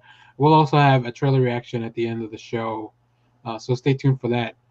But Clay, let's just keep on going. What have you been watching, reading this week? I started a Romero marathon and doing Night of the Living Dead, and it is available on every platform. That's a movie that the copyright is gone on, so every streaming platform has it. You can watch it on YouTube. I think I'm trying to remember where I watched it, but like if you watch it on Peacock, they do the commercials at the beginning and then show the whole movie. So Yeah. that's probably my platform of choice, because they know it's a movie and they don't break it up like Tubi and Pluto and everything. I do appreciate that from Peacock. Mm-hmm. Do what? I said I do appreciate that Peacock just like front loads their commercials. You could throw it on, go do something, go to the restroom, whatever, and then come back and you get your movie started. Yeah, because it's like 3 minutes of commercials. Yeah. If you're watching a show, then it'll be like a regular show on TV with the commercials. But if it's a movie, for the most part, I would have thought one of you guys would have watched that new Hellraiser movie on Hulu. I'm going to eventually. Hellraiser's too scary for me. I hate Hellraiser, and I'm kind of in that camp. Yeah. Yeah, I had a friend of mine who just hates horror movies, and I said, well, why don't you revisit the one that scared you as a kid? And because like I went and watched movies that scared me as a kid and they weren't as bad now. And he goes, well, the movie that scared me the most was Hellraiser. And I go, oh, no, never mind. that one's messed up. I'm same. I'll revisit a lot of horror, and I love horror, but Hellraiser, I mean, just the design of Pinhead is... Yeah, it's terrifying. So, good luck to the Iconic. Hellraiser franchise. What else, Clay? In Dawn of the Dead, the OG Dawn of the Dead is not available for free, but the remake by James Gunn and Zack Snyder is available. So I watched the Dawn of the Dead, and I mean, I still love that one. That one's just so much fun and out there. It doesn't have the social commentary that the second one does, but all the people in the original one, like Ken Faree, he shows up as the minister in this one. He's the guy who says that when hell is full, the dead will walk the earth. And yeah, so cool. I mean, I just dig that one. It has a great soundtrack. It has great characters. The soundtrack really like captures my teenage years when I was like, oh hell yeah. And then I love that. I love the at the end, the end credits, the other version of Down with the Sickness. I love that like song. The ballroom version or whatever they call it. Yeah, because they played that one, and then they played two different versions. They played the hard version at the very end during the credits, which still continues to have story, which I enjoy. Which I would have loved to have seen more of. I think like just like what's going on, like maybe like a short or something would have been cool with the Blu-ray release or DVD. Yeah, I revisited Deadpool 2 just because for some reason the movies just kind of bugged me, and I think when Deadpool got so big at the movies, it turned me off as a fan because really. It just turned like at the time, all the conventions would have some asshole dressed up as Deadpool thinking I'm the star of the show. Yeah. And I hate that. So at every con, some Deadpool has to be the star of his own show. And there's like 50 Deadpools at every con. So it's kind of irritating as fuck to deal with. But just watching the movies is still great. Just all the deep jokes, you're so dark, are you sure you're not part of the DC universe, shit like that just made me laugh. I just now that Deadpool's going to be part of the MCU, it's just more toys to play with. Like I just am excited. I would love to see Deadpool and She-Hulk have a conversation about who they're talking to when they look at the camera, like that fourth wall break that they both do. I want them to discuss it. That would be a weird scene, but I would love to see that play out. Yeah. Also, Deadpool and Man-Thing. Oh yeah. I love it because like Man-Thing like starts to burn him, and he starts burning away, but then he regenerates, and then Deadpool stops fearing him, so he stops burning, and then we just have to see him like regenerate like half of his face or something. Yeah. By the way, I meant to bring this up. Sorry, I'm going back very briefly to no worries. Werewolf by Night. The episode was over for that. Okay, sorry. I'm just kidding. It is intentional where there's a moment when Elsa is fighting and she gets knocked down and she sits up and there's like a cut on her forehead that just goes away. Oh, that's like I didn't misinterpret that, right? Like that is an intentional thing. Well, no, you got to realize. I mean, that was the Irish dude who was bashing her head into the fucking stone, and then she right. But yeah. It's the regeneration. Like, is there some healing power? I'm not aware of? I didn't even catch that. I don't know if she has regenerated powers, but I don't think she does. Sure does. Okay. I thought she had some kind of superpowers because she was in Next Wave, and she was like a big time superhero. And that all she did was go around and shoot people. Oh, here you guys keep talking. I'll find. Powers. Okay. She has the blood gem power via. Oh, okay. So it's the bloodstone power. So the bloodstone keeps her alive. She has a really high durability, so maybe that. Grants her, the stone grants her superhuman strength, agility, and enhanced regenerative powers, which is weird because she doesn't have it yet. She didn't have the stone yet, but maybe the fact that the stone is like their birthright, her birthright, or maybe because it came alive when she was there. That's when we saw the color. Yep. So maybe just being near it, right? I'm wondering. Anyway, sorry. Okay. She is also immune to vampire bites, which is I'm sure comes in handy as a monster hunter. Of course, vampire bites. We're gonna have to see that happen. Okay. Anyway, sorry. Slight digression. Now I'm gonna have to clip this in somewhere in the show. The movie I watched for my podcast with Mark on Social Spectators is one of my favorites from 1994, Clifford. Oh God! Never saw it. That's a it's so weird. It's so weird. I saw Shelby's tweet with Martin Short, and I was like, oh, I know what they're watching. Oh my God! It is. There, I mean, I could talk about how fucking weird but there is a Vulture article that is the oral. I've read that one. It's great. It is insane about this movie. Like the idea that the original source of the film is that what if we made The Bad Seed, the movie about a child who kills and stuff, but it's a comedy. You know, it's not a kid who kills. It's just a kid who gets into hijinks. I mean, it really is just Dennis the Menace, but it's played by Martin Short, who's a 40-year-old man pretending to be a 10-year-old boy. And it's just the weirdest thing. I want to find the quote that. Oh shit! Where is it? David Letterman. He is a huge fan of this film, and this is the line that gets me every time because this is what you should. This is what he says about the. Where is it? Come on. About the film and why you should watch it because it shouldn't exist. That's the funniest thing is people who work in entertainment look at this and go, yeah, he says every aspect of it defies what we know about the world, about life, about existence. But yet there it is, brightly lit up.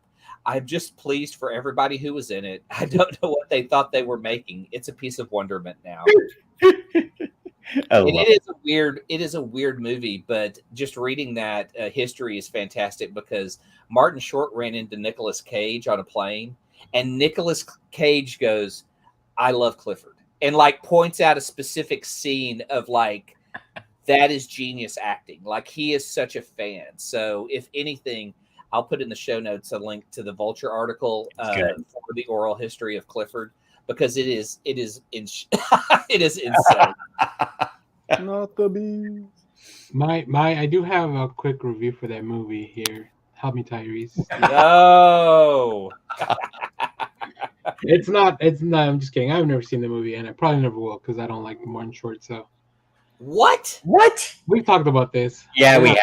We don't have time. We don't have time for me to explain. I will admit. Yeah, he is hit or miss. Yeah. Throw me, Drago. Okay, Arrested Development. Okay. Yeah. Oh man. Oh, cool. Very cool. But yeah, I haven't. I've been working on other stuff. I haven't been able to read anything much this week. I got Josh, you. Let's move on to you because you have some comics, and I think Kyle and I can jump in the ones we have read. I have a shit ton of comics because I didn't buy my comics last week until after we recorded. So, I guess just a few things from last week I wanted to touch on, and then I'll talk about the stuff from this week. I don't know if anyone else is reading Superman Space Age, but I have the first issue. Okay, issue 2 is really good. It just keeps it's clearly building towards, and this isn't really a shocker because it's in the first issue. It's building the world. No, towards Crisis. Yeah. Oh. And what I find so fascinating about it is it is almost a more accessible Crisis than Crisis, right? Because I've read Crisis twice, and only twice? Huh? Only twice? Only twice. 50% of that story is inscrutable. It is just very hard to follow. No, it's not.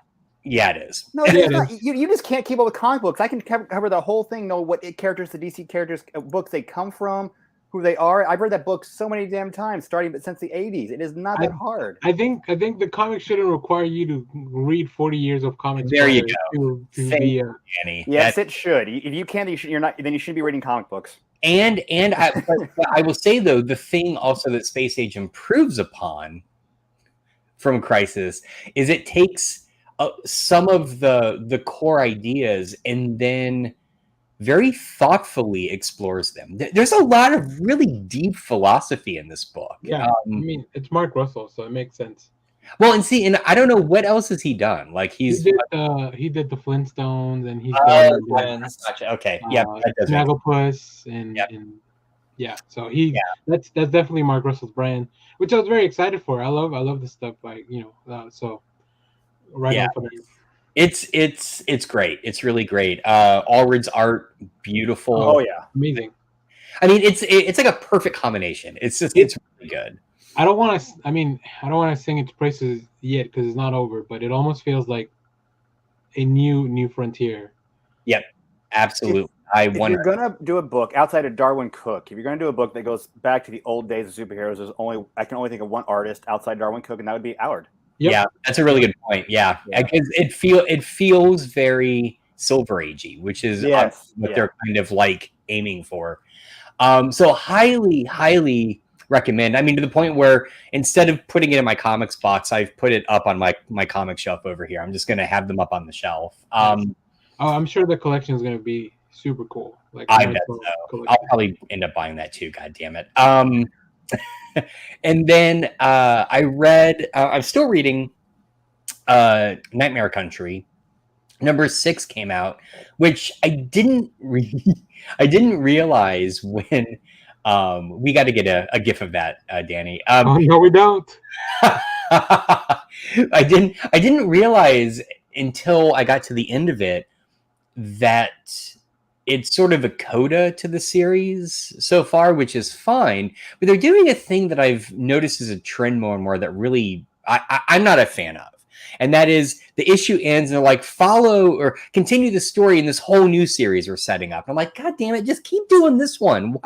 Why do I have to keep my eye open for a separate series to follow this story? Like they've done it.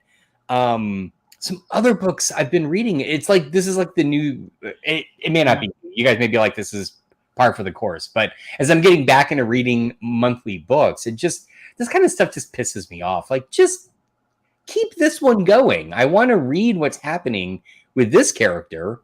It can be an arc. That's fine. I mean, it's not like every time a storyline ended in Sandman, they then booted a whole new titled series to keep it going. So, Corinthian. A little bit, a sneak peek of that little mouth.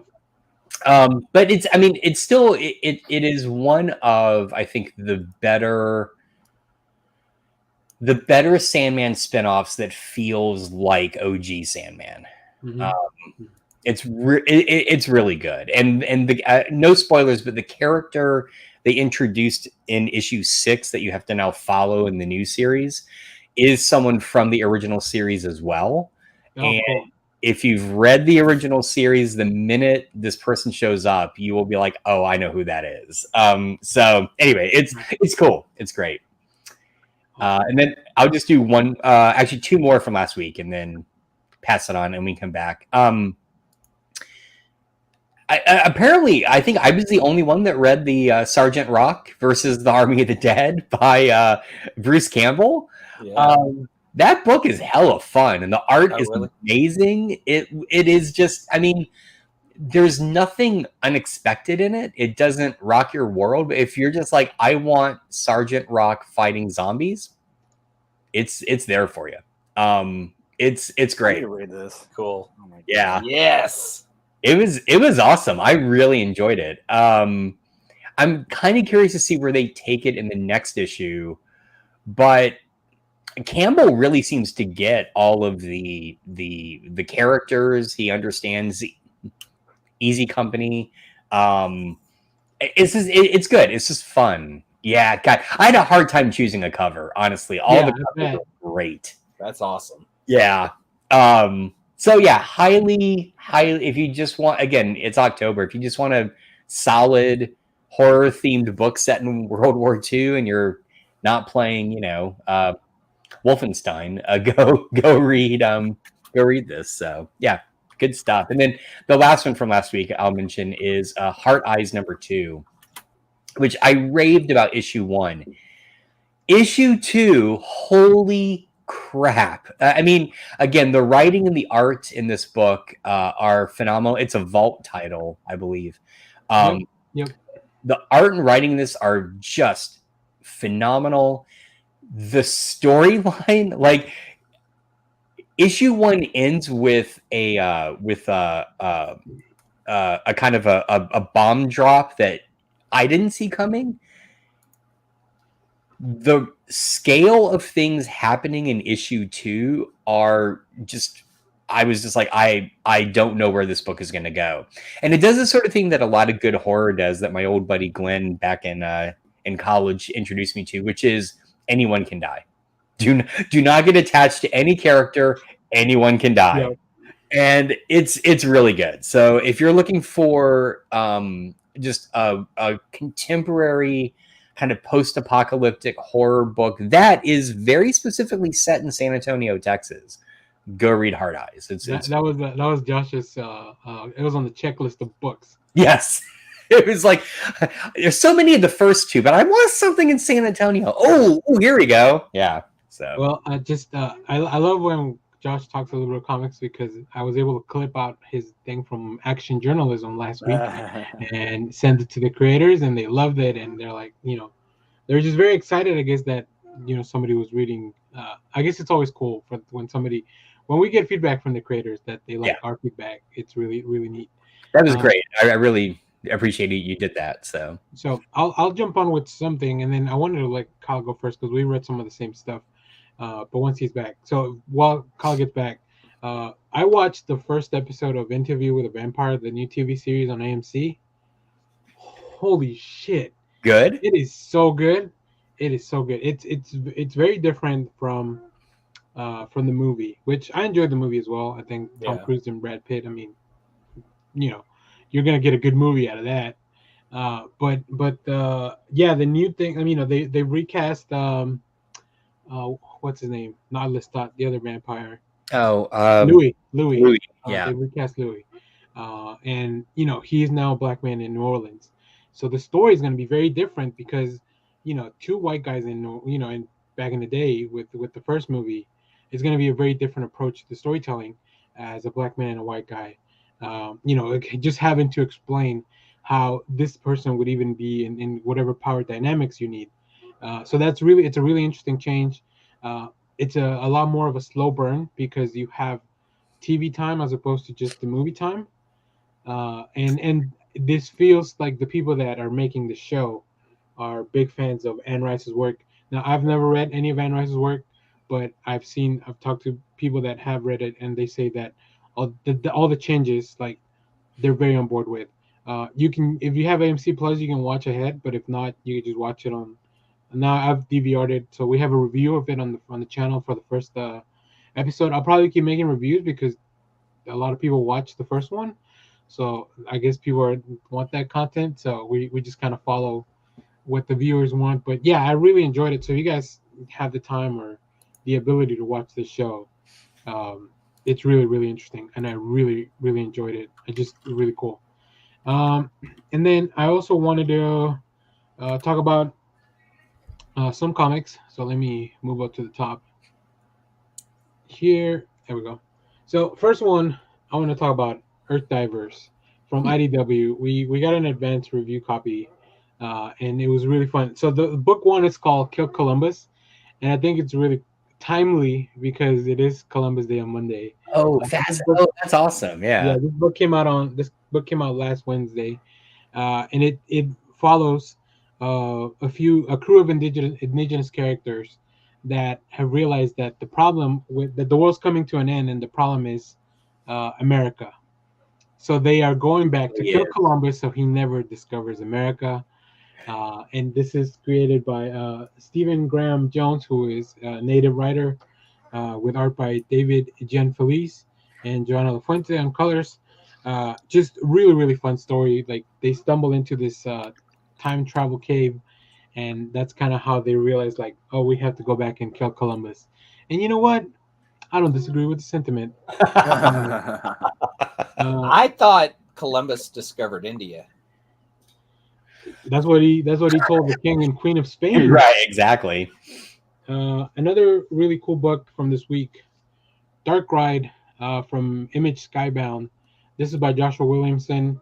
and it's about an amusement park that the owner. It's like the most what's it called, the most uh, successful amusement park of horror in the world, and it is because maybe there's some kind of deal with the devil. So as somebody starts working there, and they're just kind of get caught up in all the stuff. But Joshua Williamson is really good at. Not only is he really good at superhero stuff, like we're seeing with Dark Crisis, if you're still reading that, but he's also really good at doing horror stuff. So good that I could not keep reading his book Nailbiter. Like it was too much for me. I was like, no, I'll just go back and keep reading the superhero stuff. And then Is that book funny? Because I almost picked it up because it looked Dark funny. Ride? Yeah, it's a little funny. I mean, there's humor in it, but it's also like a little bit of horror. And then for Dark Crisis, which I accidentally talked about last time, even though it wasn't out yet, I did pick up these variants that have these are little cards you can pull out of the comic. Oh, So it's like a trading card. oh, that's cool. So I picked up 2 issues. Yeah, I mean it's good for DC that I bought 2. Well, I bought 3 because I needed the main cover. And then I'll let Kyle go, but I wanted to talk. I haven't read this, but I did pick up Miracle Man Zero. Oh, The there was Scotty a Young fucking cover. Scotty Young cover. There was Scotty Young. Let me pull you up, Josh. All right. This is All Gary the Leach. covers were super cool. Yeah. So that Is was that gonna be a Alan problem. Davis? It's either, I said Gary Leach. I think it is I think Alan. it's Alan Davis, Yeah, you're right. just because of the hair, the soup. Cover, yeah, you're right. Alan Davis and Alejandro Sanchez. Yep. So I haven't read it. I did do a preview for it because Marvel put out an article, so I wanted to talk about it. But I'm just kind of glad that I have another Miracle Man book to kind of jump back into. So we'll see. I think based on the preview that I saw, there's a lot of talented people working on this. Neil Gaiman's going to be doing the main story. Yep. So I think it should be really fun. Now, How long has it been since he wrote Miracle Man? Oh, geez, I mean, since the 90s, right? probably. No. Didn't he? No. You're right. The 90s, yeah. But I really liked this, and Did you have a favorite story? It what? Did you have a favorite story? Because there's like 4 different stories in it, right? Yes, I really liked the Nolan story, which is the last one. Okay. Is that right? No, I'm sorry. It's Jason Aaron and Lionel Francis Yu. Oh yeah. The Meet the Creator. Yeah. I really liked that one. I did also really like the very 2000 AD storyline. This one here, with even the credit box here at the bottom. Yep. Yeah, it was good. It was it's very clear Gaiman is pulling a kind of why did I just blank on his name? Jesus. Creator of Moore? No. Watchmen guy, Alan Moore. Yeah, Moore. Yeah, right. Sorry. Wow, I need more coffee. I know we're not supposed to mention him on the same sentence as Miracle Man, but yeah. He's the writer, the creator. Yeah.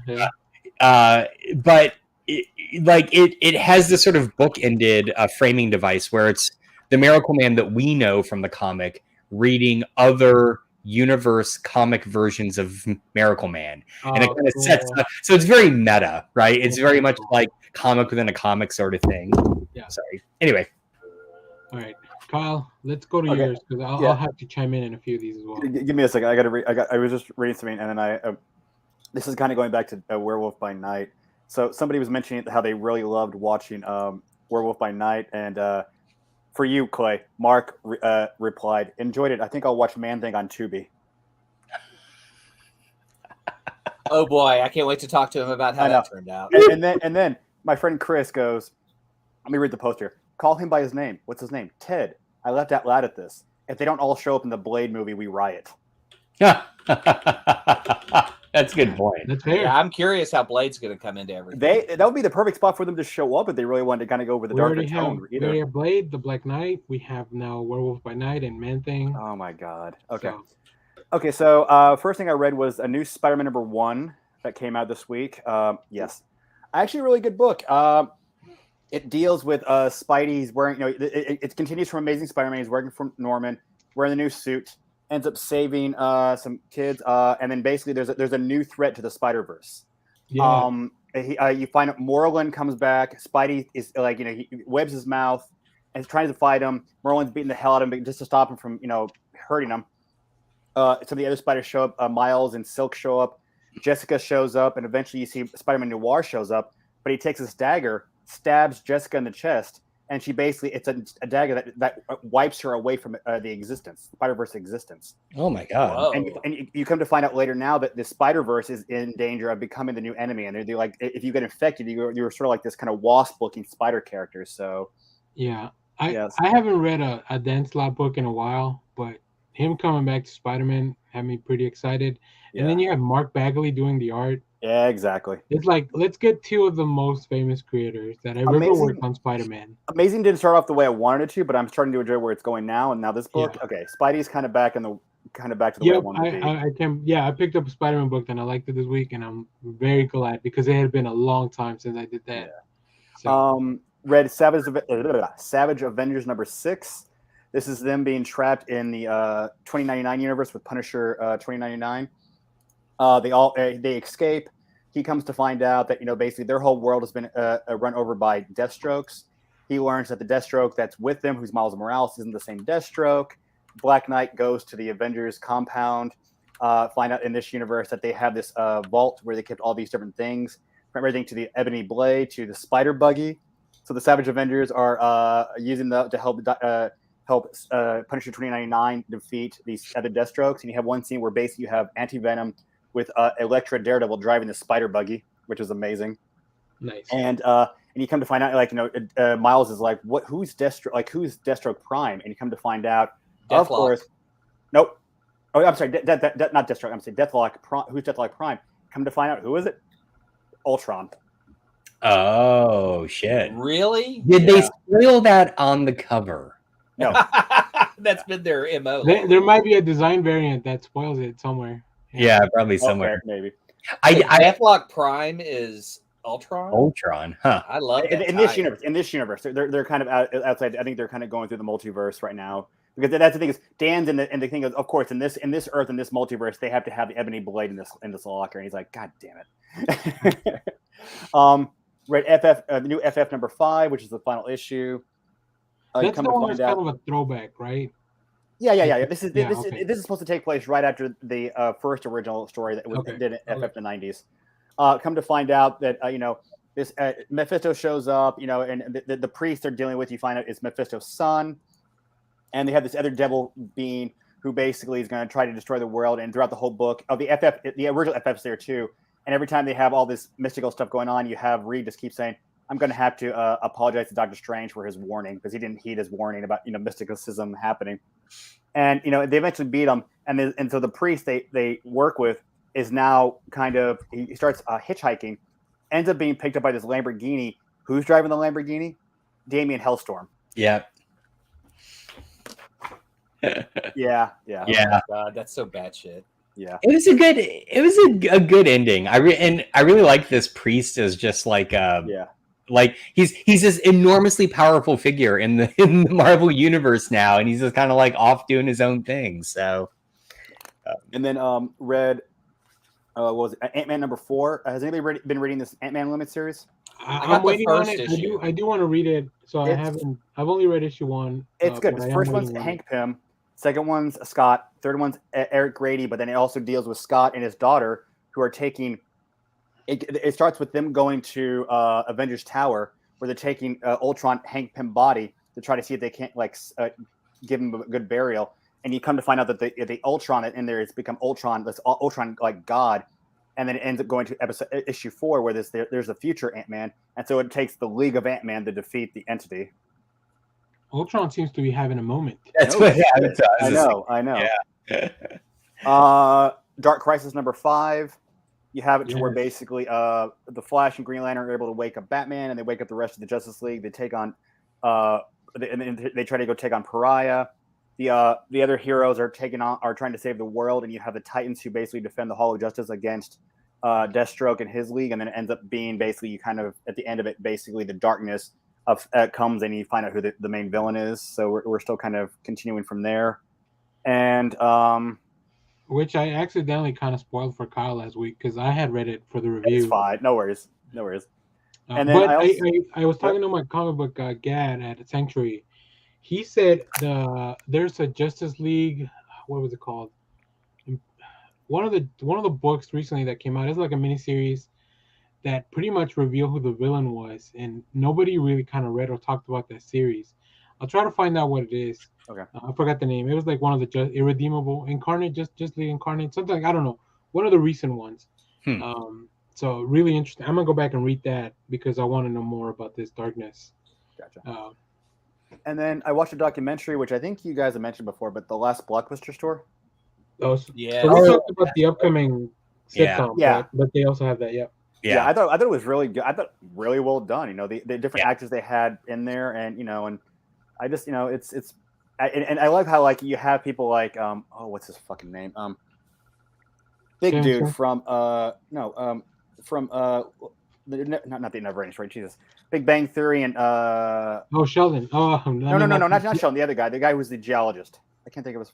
Brian Posehn. Brian Posehn, yeah. Like him and a few others are like talking. It's like, why would you want to like keep something like this going? I'm like, why not? Even if you're in a small town like Bend, why don't you want they talk about how like they even have one of the CEOs there was like saying why would anybody want to keep going back to rent movies? I'm saying if I lived in a place where I could go in and maybe choose movies where I can't find on a goddamn streaming service, I might go in and rent something. I miss going into a store and be able to look at the movies on the shelf. I know. Oh yeah, exactly. Yeah. I mean, that's how I used to find new movies. Exactly. And I think what the documentary does really well is it shows that Blockbuster served that community. Yeah, and right. Yeah. They're tied together, and so exactly. If you do that, it works. And this made me realize, and I know Clay and are going to realize this one, but are going to remember it was the last main video store we had here. It was off of Mockingbird, Premiere Video. Premiere, yeah. When that place shut down, that was just a dark day. It was. Just, God, I know. I still miss it. When I drive by there all the time, I'm like, God, I wish you could go in Premiere and just rent an obscure movie. There's still like a Premiere. I think there's still one in like Carrollton. No, there's nothing in Carrollton. But it's like half video store, half THC store. I've seen those where like I guess like the vapes and all that. Yeah. When I was in grad school, but I don't know if it's still Family Video. It's called Family Video. Yeah. Oh, I know what you're talking about. I think they okay, I think I think it's the vape part that's keeping that store open. They just still have the videos. Yeah, it used to be part of the Family Video pizza kind of double that they had. It's over there off of Old Denton. Yep, that's exactly it. I do want to say the only thing my main complaint about Blockbuster was that they did not have the covers on the everything was just the Blockbuster case, right? Yeah. Right. Hollywood Video, they had the covers for the. I went into had the covers. That's how I looked. Every that's what we prefer. Well, they would have video. Yeah, they would have the case on the front, but you would get the. Oh yeah. Like behind the actual. It's the rental case you take. I don't care about that. As long as you have a copy. Walk around with the movie I picked. No, I don't care about that. I don't care about that at all. I miss the rush of going into a store where a new movie hit and everyone's gone and you find one copy. Oh yeah, like that was a good day. Yeah. See, I would give us an excuse. I'm sorry, it would give us an excuse to like the movie that we wanted wasn't there. Like let's walk back because we live like a couple blocks from the Hollywood Video in North Dallas. And I was like, yeah, let's walk back. We'll stop by the dollar store and then go to fucking Hollywood Video and see if our movie's finally there. Yeah, I just miss like so many of my favorite movies and directors that are really obscure from the 90s were just me like browsing the video store, right? I'm like, oh, what's this? This looks interesting. I'll take a gamble on it. And I saw some real shit, don't get me wrong, but I saw some amazing stuff. And today you don't get that, right? It's so overwhelming to go into any sort of streaming service and see new releases. It's kind of why I enjoy being back buying comics in print, right? That's why I miss so many series. Only reading on Comixology for years is even if I went in there like new releases, it was just overwhelming. But there's something about Comixology kind of shows you like here's what we want to show you. Like, if you're looking for something specific, you have to go look for it. Right. Yeah. Cool. All right. Josh, you want to finish off with some of your other comics you read this week, and then Totally. I really don't have much, but I do have one that I'll talk about when you talk about it. That's Okay. Batman related. Oh, I think I know which one. I guess just a few of the fine ones. I read issue 5 of Captain America: Sentinel of Liberty. It's good. It's I kind of need to go back and reread it once it's collected, I think. Yeah. I feel really bad. I was reading both of these when they first started. Symbol of Truth just never grabbed me. And I don't know if maybe there was something I was missing or what. Like I like Sam's Cap. I like the world that he was in. There was something about the story that just didn't get me, and this one grabbed me, so I kept reading this. Anyone else read like both and have the same experience with I've read both. It's all right. I read them at the beginning, but I think we were talking about on the Discord. Like I like Captain America stories, like to read them all at once. So I'm waiting for the arc to be completed. And then also that way I can read on Marvel Unlimited, because there's no room for either Cap on my pull list. I will probably, when they're collected, will have to go back and read Symbol of Truth and just see if it works better. Yeah, the first issue was really good. What? Sorry. No, I mean the first issue of Symbol of Truth was really good. And then the Zero issue with both of them, like I really enjoyed that as well. So. Oh, nice. Okay. I'm still reading Survival Street, which is just a very tongue-in-cheek delight. This one gets it's kind of funny. You're like, I was halfway through it, and I was like, all right, this is the first one that feels like it goes beyond satire to sort of preachiness, which I don't mind, but the last 2 issues have been so good about kind of walking that balance in this one. But then it hits you with something at the end that is a totally separate kind of commentary. And I'm like, oh, I was not expecting that. Okay, well, that's good. So, but yeah, this is their riff on Elmo, is Milo, who's like the richest of the puppets. So, still speaks about himself in the third person, which is nice. It's all the merch. It is, yeah. It's all the merch. And I guess if I'm staying with mainstream stuff, I'll do this one, Danny, so we can talk about it. I picked up this cover, Gotham City Year One. Tom King and oh shit, who's the artist? Phil Hester, who I adore. God damn, this book is great. Just great. Yeah, my only qualm with it when I was doing the review was, and they have a content warning for it at the beginning of the book, because they do have some language that's racially offensive, and yes, I understand that they're trying to capture a time period but Gotham is a fictional place, so like can you tell the story without that piece of it? But I trust. I mean, first of all, the fact that they issued a warning for it, and then the fact that it's Tom King and Phil Hester working on this book, like I trust the creators enough that hopefully that decision actually makes sense with the story and it pays off. But yeah, I love the book. I love Phil. It's really cool to see Phil Hester doing this like detective story. Love it. I miss Phil Hester. I forgot how much I miss Phil Hester. Same. Yeah, there is some of that. I will say the things I think, because I'm such a sucker for this kind of stuff. The things that always pull me in are the main character is Slam Bradley, who I believe is he from the first issue or the Detective Comics, or is he from Action Comics? He's definitely. It's supposed to be an old reference because this is supposed to. It's absolutely golden age. It is like I think it's like 2 generations before like Bruce Wayne comes around too, like in the timeline of Gotham. So. It's nice kind of wrapping him into, I guess, like the DC legacy to a certain degree. The other thing I really love is it's very clear this is inspired by the Lindbergh baby kidnapping. Oh, that's so funny. Yeah, I didn't even put that together. Yeah. The clue is finding the ladder nearby, because that happened in the Lindbergh kidnapping here. And so I read that, I was like, oh Jesus Christ, they're doing it. But I don't know, should I spoil the twist or not? I think you can. Yeah. Okay. The twist is the kidnapper calls themselves Batman. Yeah. And we don't know why. Yeah. It's so great. It is, oh man, such a good book. It's so good. Yeah, I love it. I mean, anything Tom King, I'll definitely at least check out the first issue. And for the most part, they've been great. Human Target, like that's still hitting hard. So very cool. All right, and so here's my question for you, Danny. So this has a date. It's what, 1962, I think. Yeah. How many generations back is this? Because is this? It's supposed to be 2. So that's supposed to be. I think the baby is supposed to be like Bruce Wayne's grandmother. Oh. So I think. Okay. No, or maybe Bruce Wayne's aunt. Yeah, it's supposed to be 2 generations, I believe, from this. From him. So these are his. Him. So these are his grandparents. Yeah.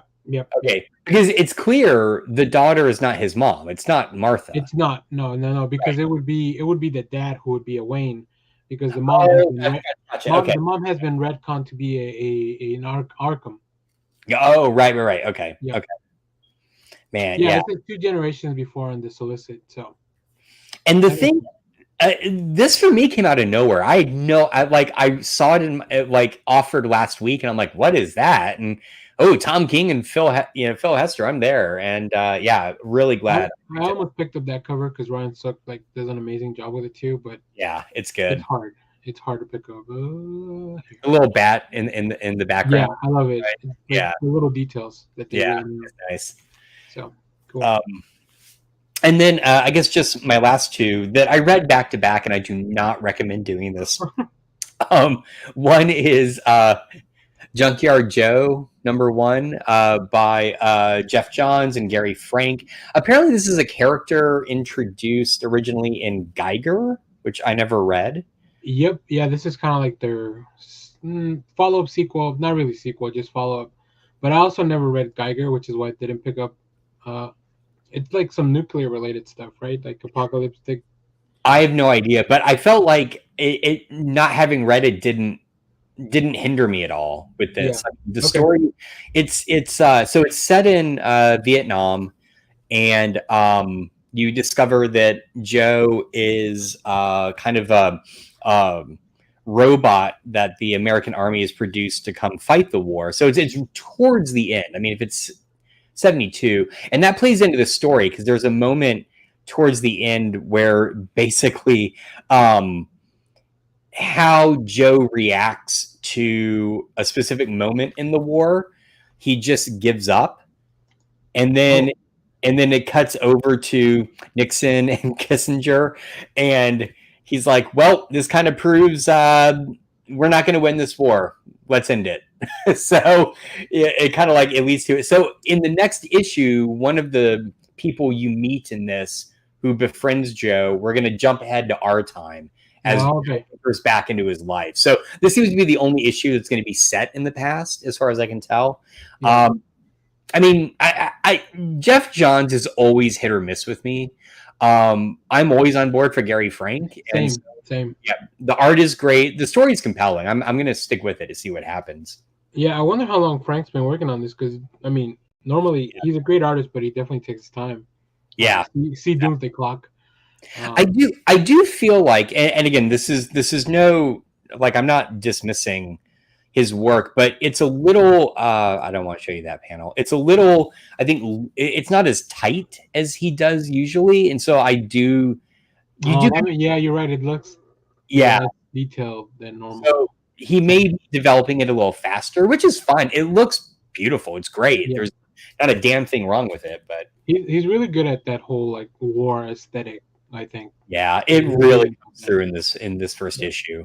And then speaking of war, my pick of the week, if I had to pick one, Night of the Ghoul. Issue 1. Yes. Scott Snyder, Francesco Francavilla. Oh my God. Yeah. I read the description of this, and if there is any plot to a story that will just scream Josh needs to read this, it is long lost film is found, and you get the history of it, and that's not even the main point. The main point is what is happening with this film. And so the basic plot is a father and a son who you get the impression have a very tenuous relationship. Love very much so. Yeah.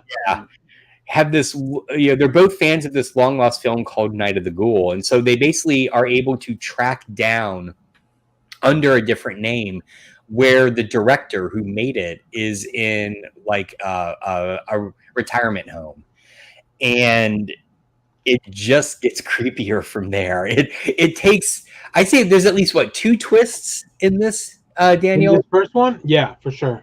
I mean, yeah, and it's extra long. It almost kind of felt like this was supposed to be the first 2 issues, and they combined it into one because there was a part 1 and a part 2. So let me tell you a little bit about this book, Josh. Oh, this book is actually a Comixology original. Yep. So if you have Comixology Unlimited, you can read all 6 issues. Oh, really? Okay. Now, so Nice. there's 6 issues for the whole story, or you can, and they're re-releasing all this stuff. I believe Dark Horse, is it Dark Horse? It is Dark Horse, yeah. So. Yep. So, yeah, if you can't wait, excuse me, if you can't wait and have Comixology Unlimited, you can go read that, or you can buy all 6 books. I specifically did not go back and buy this because if I buy every Scott Snyder book that's being put out through Comixology original, and I have to rebuy it, and then I'm also gonna get the I just want to get the collected editions when those are out. That is probably a good point. I didn't even know what this was, and usually what I'll do is if it's the first issue and it sounds interesting, I'll pick it up to see if I want to keep reading it. Yep. The question at this point is, am I going to pick up all the issues or just wait for the trade? I may pick up all the issues, partly because I'm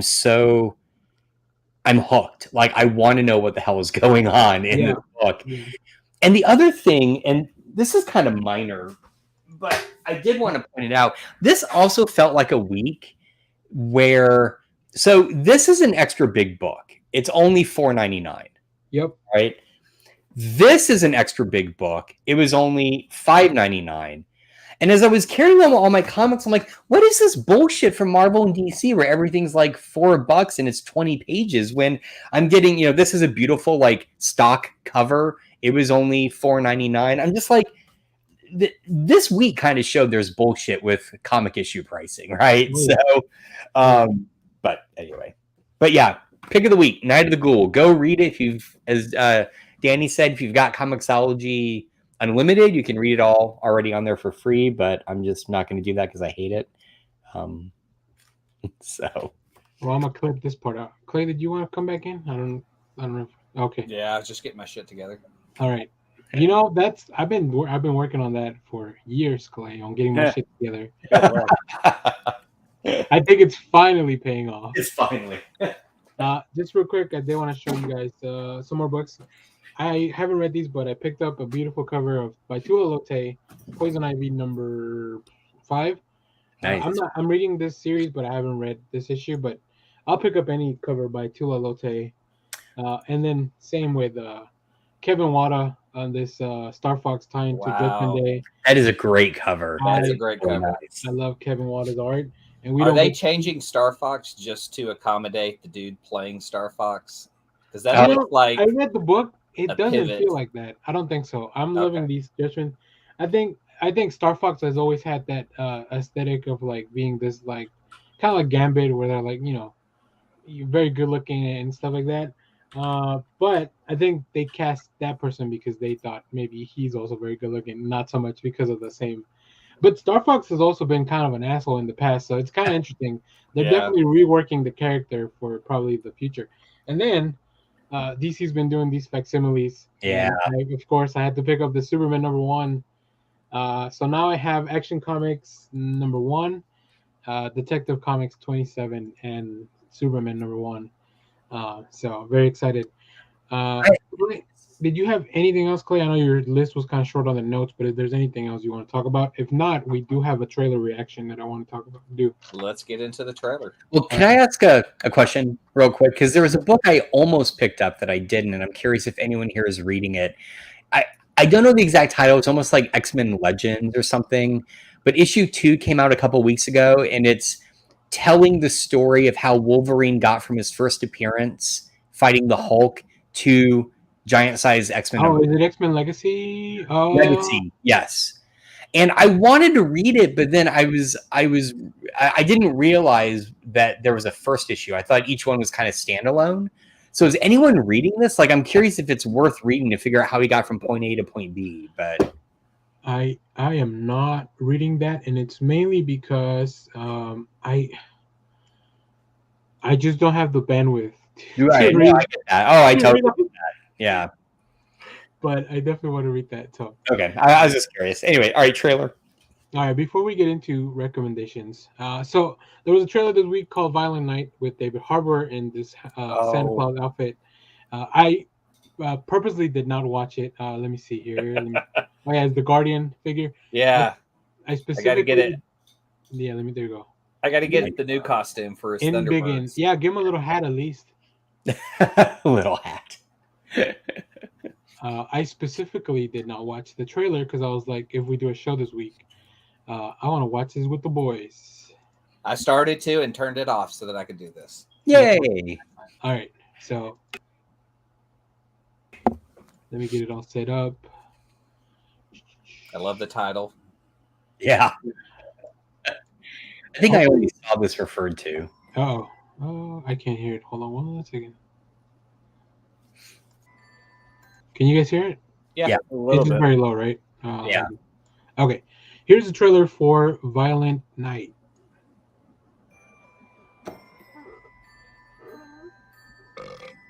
You ain't driving, are you? I steer a little, but the ranger do most of the work. This is my 4th year as a Santa. How about you? I started the whole damn thing.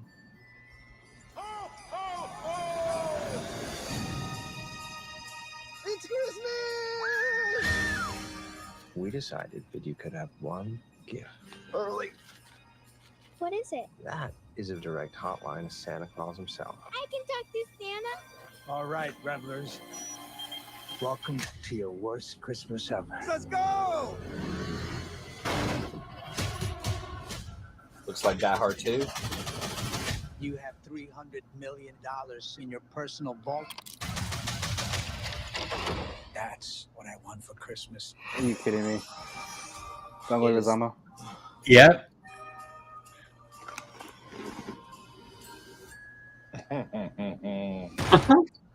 don't want any trouble, okay? Something's gonna scooch up that chimney. Yeah. Oh no. Who is he? This is not what I thought it was going to be at all. Santa, are you there? This is Die Hard at Christmas. It is. Someone said, "Do you guys know Die Hard's a Christmas movie? Let's make it Christmas movie is Die Hard." A John What if Wick you made Santa Claus. John McClane Santa Claus. Santa? You're on my nice list.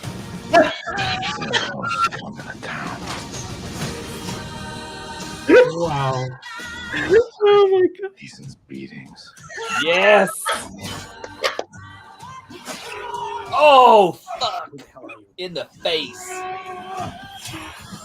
Boss, what if he really is the real? No such thing as Santa. They're all on my naughty list. Naughty. That's naughty! And what do you do to the naughty ones? I give them a lump of coal. Where is it? I gotta watch. Ah!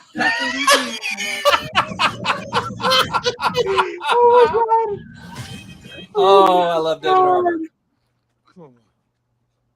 Which one of you did that? Prancer?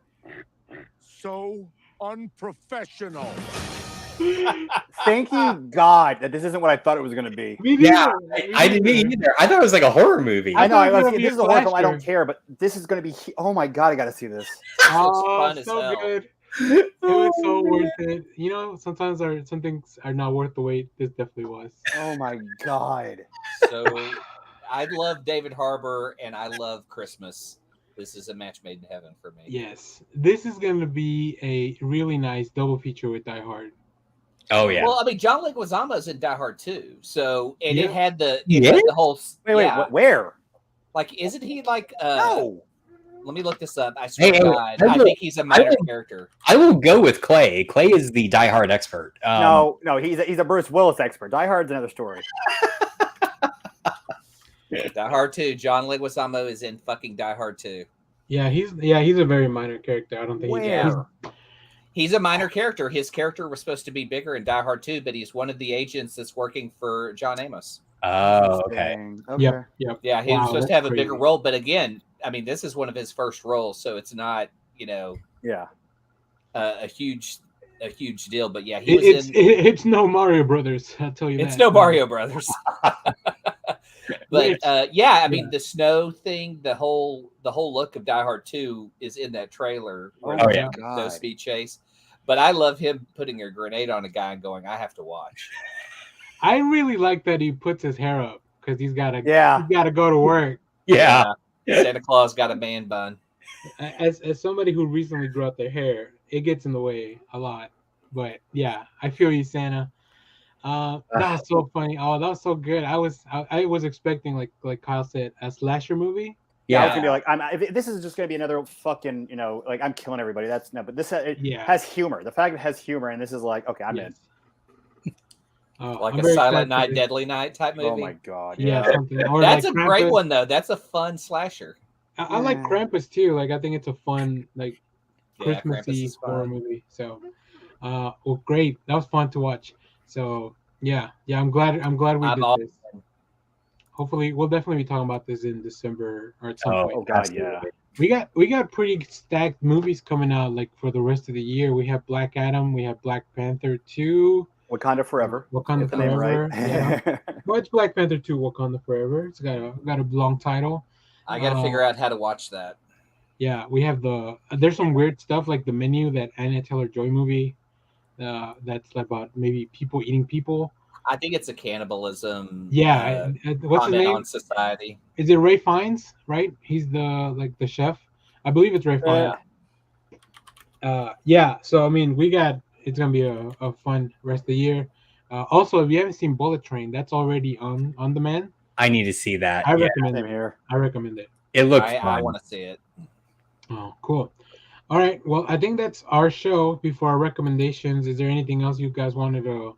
Oh, I guess real quick, She-Hulk was really fun this week. Oh, yeah. I was gonna say there. As much as I want to say, Werewolf by Night was my favorite thing from Marvel this week, it's tied with She-Hulk's episode this week. I'm sorry. Yeah. That's my Santa. Yes. Good Santa. Good choice. That's a good choice of Santa. Yeah. Matt Murdock back. Oh my god. Yeah. We'll have to rank Santas in December. But yeah, no, I agree. I really look, for all the people that have been complaining and waiting or whatever, like, there you go. I hope you're happy. And then I think there's only one more. Yeah, there's the last episode. Well, she says at the end of the episode. It felt which I love that she's telling us that. Also, Andor, Chef's Kiss. I love that show so much. I haven't watched it yet. I tried the first episode. It's hard. The first three go together, so treat it like a movie and watch all those three and see if you want to continue after that. All right. So yeah, we'll keep talking about more of that stuff. We'll probably recap whenever Josh finally gets around to it, and then the show's over. I will try. It's a 2023 slate. I'm heading to a conference next week, and so hopefully on the flight I'll get the chance to watch cool. stuff. Yeah. Awesome. Yeah, so let's get down to our recommendations here. Clay, I'm gonna let you go first because you threw up some stuff. I don't know if you want me to click on these. Yeah, I was gonna just share my screen. If you have them shared, you could do that. Yeah, because we had an artist pass away this week, Kim Jung-ji, and it's weird because like he does this live style of let me see, where is it? There it is. Yeah, he was on his way to New York Comic Con. Yeah, like so he has this style that's perfect for like live art shows. Mhm. And you could see him just like lay out stuff with no layouts, just straight God, that's incredible. ink to paper. Like, So look at jealous. That's So like, jealous. I mean, I know Kirby was famous for that he wouldn't lay out a page, he would just fucking go for it. Yeah. And But But look I at mean, this to guy. go straight to ink is just, oh yeah, that's brave. man. That's bold. I would never. I mean, Yeah. you're just putting that ink right on there. There's no fixing. Oh my God. Look, and I do hate that I've seen already, like, Is that Bill and Ted? No, it's Stranger Things. No. There was the phone booth. It looked like Bill and Ted. Oh. Oh. But yeah, so he was supposed to be at New York Comic Con, and his table's still there, and so people have started to bring like flowers and. Oh, that's so nice. That's really cool that they're doing that, So and you can that they see left like. it there. Yeah, there are drawings on the wall. I think this is probably the best video because this is the latest one that's been posted of just comments, flowers, art on the wall. But yeah, if you don't know this artist, Kim Jung-ji, I didn't. Check out, like, I know there are YouTube videos. There's a lot of stuff on Twitter right now because he passed this week. Yeah. Just his style of artwork's freaking amazing to watch. Just putting that ink down and it permanent, and he's able to flesh out a character in seconds. Incredible. So sad. Yeah, it was a heart attack, right? Yeah. Yeah, I believe so. Mm-hmm. but Yeah, that's cool. Yeah, that's very cool, Clay. And don't be those weird AI people that are already trying to mimic his style. That's ridiculous. And Oh, come on. God. I find AI art interesting, but like, come on. it's neat to find stuff that it makes for you, but you're not really doing anything to make it, you know? Right. And the worst part is that they're being trained to like just rip off other artists. Like, you can type in the style of, and I'm like, well, what the fuck's the point of that? Like, you're not creating anything original. You're just mimicking something that's already out there because the computer doesn't know, right? They just have to learn. So anyway, that's a whole other topic. Well, it's mainly for people who like can't draw but can go like imagine Jason Voorhees in the Pixar style, Right. And then it would be created, you know. Like they have the idea, they just don't have they can't execute it. Skill, exactly, or not skill, training. I say training. But if only they could find people that, you know, that's how comics get put together. You get a writer, and then you find an artist. Exactly. Yep. Harvey Pekar, right? There's a great example. So yeah, exactly. All right, I'll jump into mine because I'm very excited. So you guys know I've been on a big anime kick because there's a lot of stuff coming out this fall. I just watched the latest My Hero Academia this morning before the show, and this week, actually, right now, maybe already out. I don't know. I have to go check Crunchyroll. Blue Lock is a new anime. It's adapted from the manga, the same name. It's a soccer anime. Okay. But it's almost like a battle royale, but with like soccer stuff in it. So all these kids are brought into this compound. They don't die, but they're trying to find like the best striker in Japan to improve. So it's really, really cool. I love soccer. We have two really good soccer animes right now with the Aoashi, and it reminds me. It brings me back to me being a kid watching Captain Tsubasa. You know, and then also the one I've been waiting for.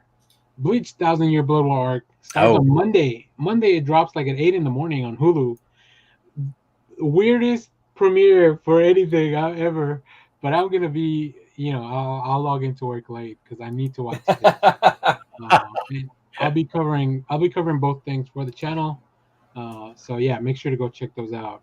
One's on Crunchyroll, one's on Hulu. You know, speaking of kind of anime adjacent, I only discovered this weekend. Did you guys know there's a completely separate soundtrack for the Netflix live action Cowboy Bebop that's also by the Seatbelts? Interesting. I did not. I didn't either. I totally stumbled on it. It's amazing. It's really, really good. Yeah, Netflix still took the wind out of my sails with that when they canceled the show. Right, yeah, no shit. So I guess consider that a bonus rec for me.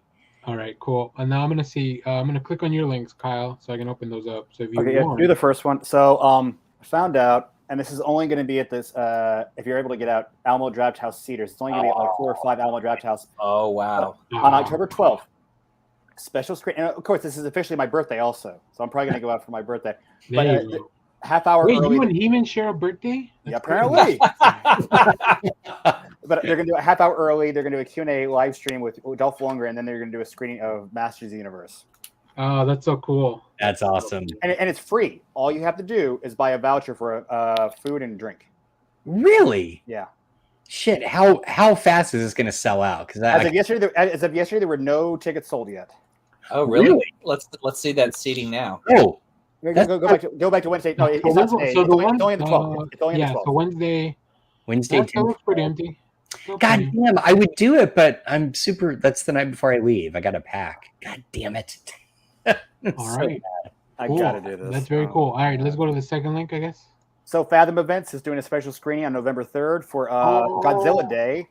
This is the 2002 or 2003 Godzilla versus Mechagodzilla, which was an amazing film. This poster is amazing. Oh god, yeah. That looks amazing. So it was before they did it, so this kind of felt right before they did Final Wars. They did Godzilla versus Mechagodzilla, Godzilla Mothra GMK, which was Godzilla versus Mechagodzilla versus Mothra, and then Final Wars. But this two-parter, this is an amazing film. That's so cool. That I really look at that, just gave me toys. Nice. Very cool. And it's got the trailer at the bottom too. Okay, I'll check. Yeah. Oh, there it is. Look at that. Woo! That's so cool. Awesome. All right, and then Josh, did you want to share your own thing, or you want me to click on it? Here. Go ahead and click on it if you want. So mine again is a humble bundle, but this one's pretty great. $20 gets you a ton of classic RPG games, including Baldur's Gate, the official expansion called, I think it's a Siege of Dragonspear, Baldur's Gate 2, Planescape Torment, Icewind Dale. But if you scroll back up, Daniel, I would say the really key things here are the Pathfinder Wrath of the Righteous is the second game by the guys that did Kingmaker. I'm just now replaying it. But also, do you guys remember a few months ago I talked about this game in the middle there called Myth Force? Yep. Which is familiar. Yep. Yeah, which is a very much influenced by the style of 80s Saturday morning cartoons. There's a coupon for it, so it drops the price from $30 down to about like 23, I think 22. Nice. That alone is worth it. So $20 for all of this, and it's just like all the classic RPGs you could possibly want, including a discount on. It doesn't give you Myth Force, but it gives you the coupon for it. So it would be like about 43 if you wanted to get everything, including. More than that, I think, even because I think once Beamdog re-released all the Baldur's Gate and the new. Oh, sorry, I meant like you would pay 43 for everything if you wanted to buy Myth Force with the discount. Oh, gotcha. Yeah, exactly. Yeah, it's a 205 value, so cool. Yeah, sorry. Yeah. Nice. So yeah. Anyway, if you're in the mood for some classic RPGs on your computer, go for it. So. Very cool. Well, that's our show. I hope you guys had a good time. So shout out to Jesus Vicente, Chuy, and Greg Castillo, and Leonard Kim for watching. Anybody else watching afterwards, make sure to share, like, and subscribe. As I mentioned earlier, we are on our way to 1,000. Nice. I think we're like 27 people from 900, which is insane. That's crazy. Wow. And then stay tuned for the channel. We got a lot of fun stuff coming. And, we don't even know. There's going to be announcements from New York Comic Con. So if there's anything cool, I'll definitely be, covering it on the channel, talk about anime, comics for next week, and then we'll see. So next week we might be off since Josh is traveling. I will We'll probably take a break, and then come back for the real spooky time of the season. So I'm ready. Yeah. All right, guys. If you want to go without me, go ahead. But yeah, we'll see if there's anything fun enough. Oh, maybe we'll just maybe if there's something that comes out that's fun enough, we'll definitely do a show. But all right, is there anything else you guys want to say to the people? Oh, I was just thinking, after that violent night, now we need fucking Werewolf by Night versus Santa Claus. Hey, you know what? I'm not mad at that. Go read the Klaus comic that Grant Morrison did. Those are pretty cool. Like they're also about this like really cool Santa Claus. So, all right. Well, thanks everyone. All right. All right. You guys take care. See ya. Let's get out of Let's here. ride. Let's ride. Thanks everyone for watching. But I love you. Oh yeah. Clay. Hell, Bebo. Josh? Simonson, or get the fuck out.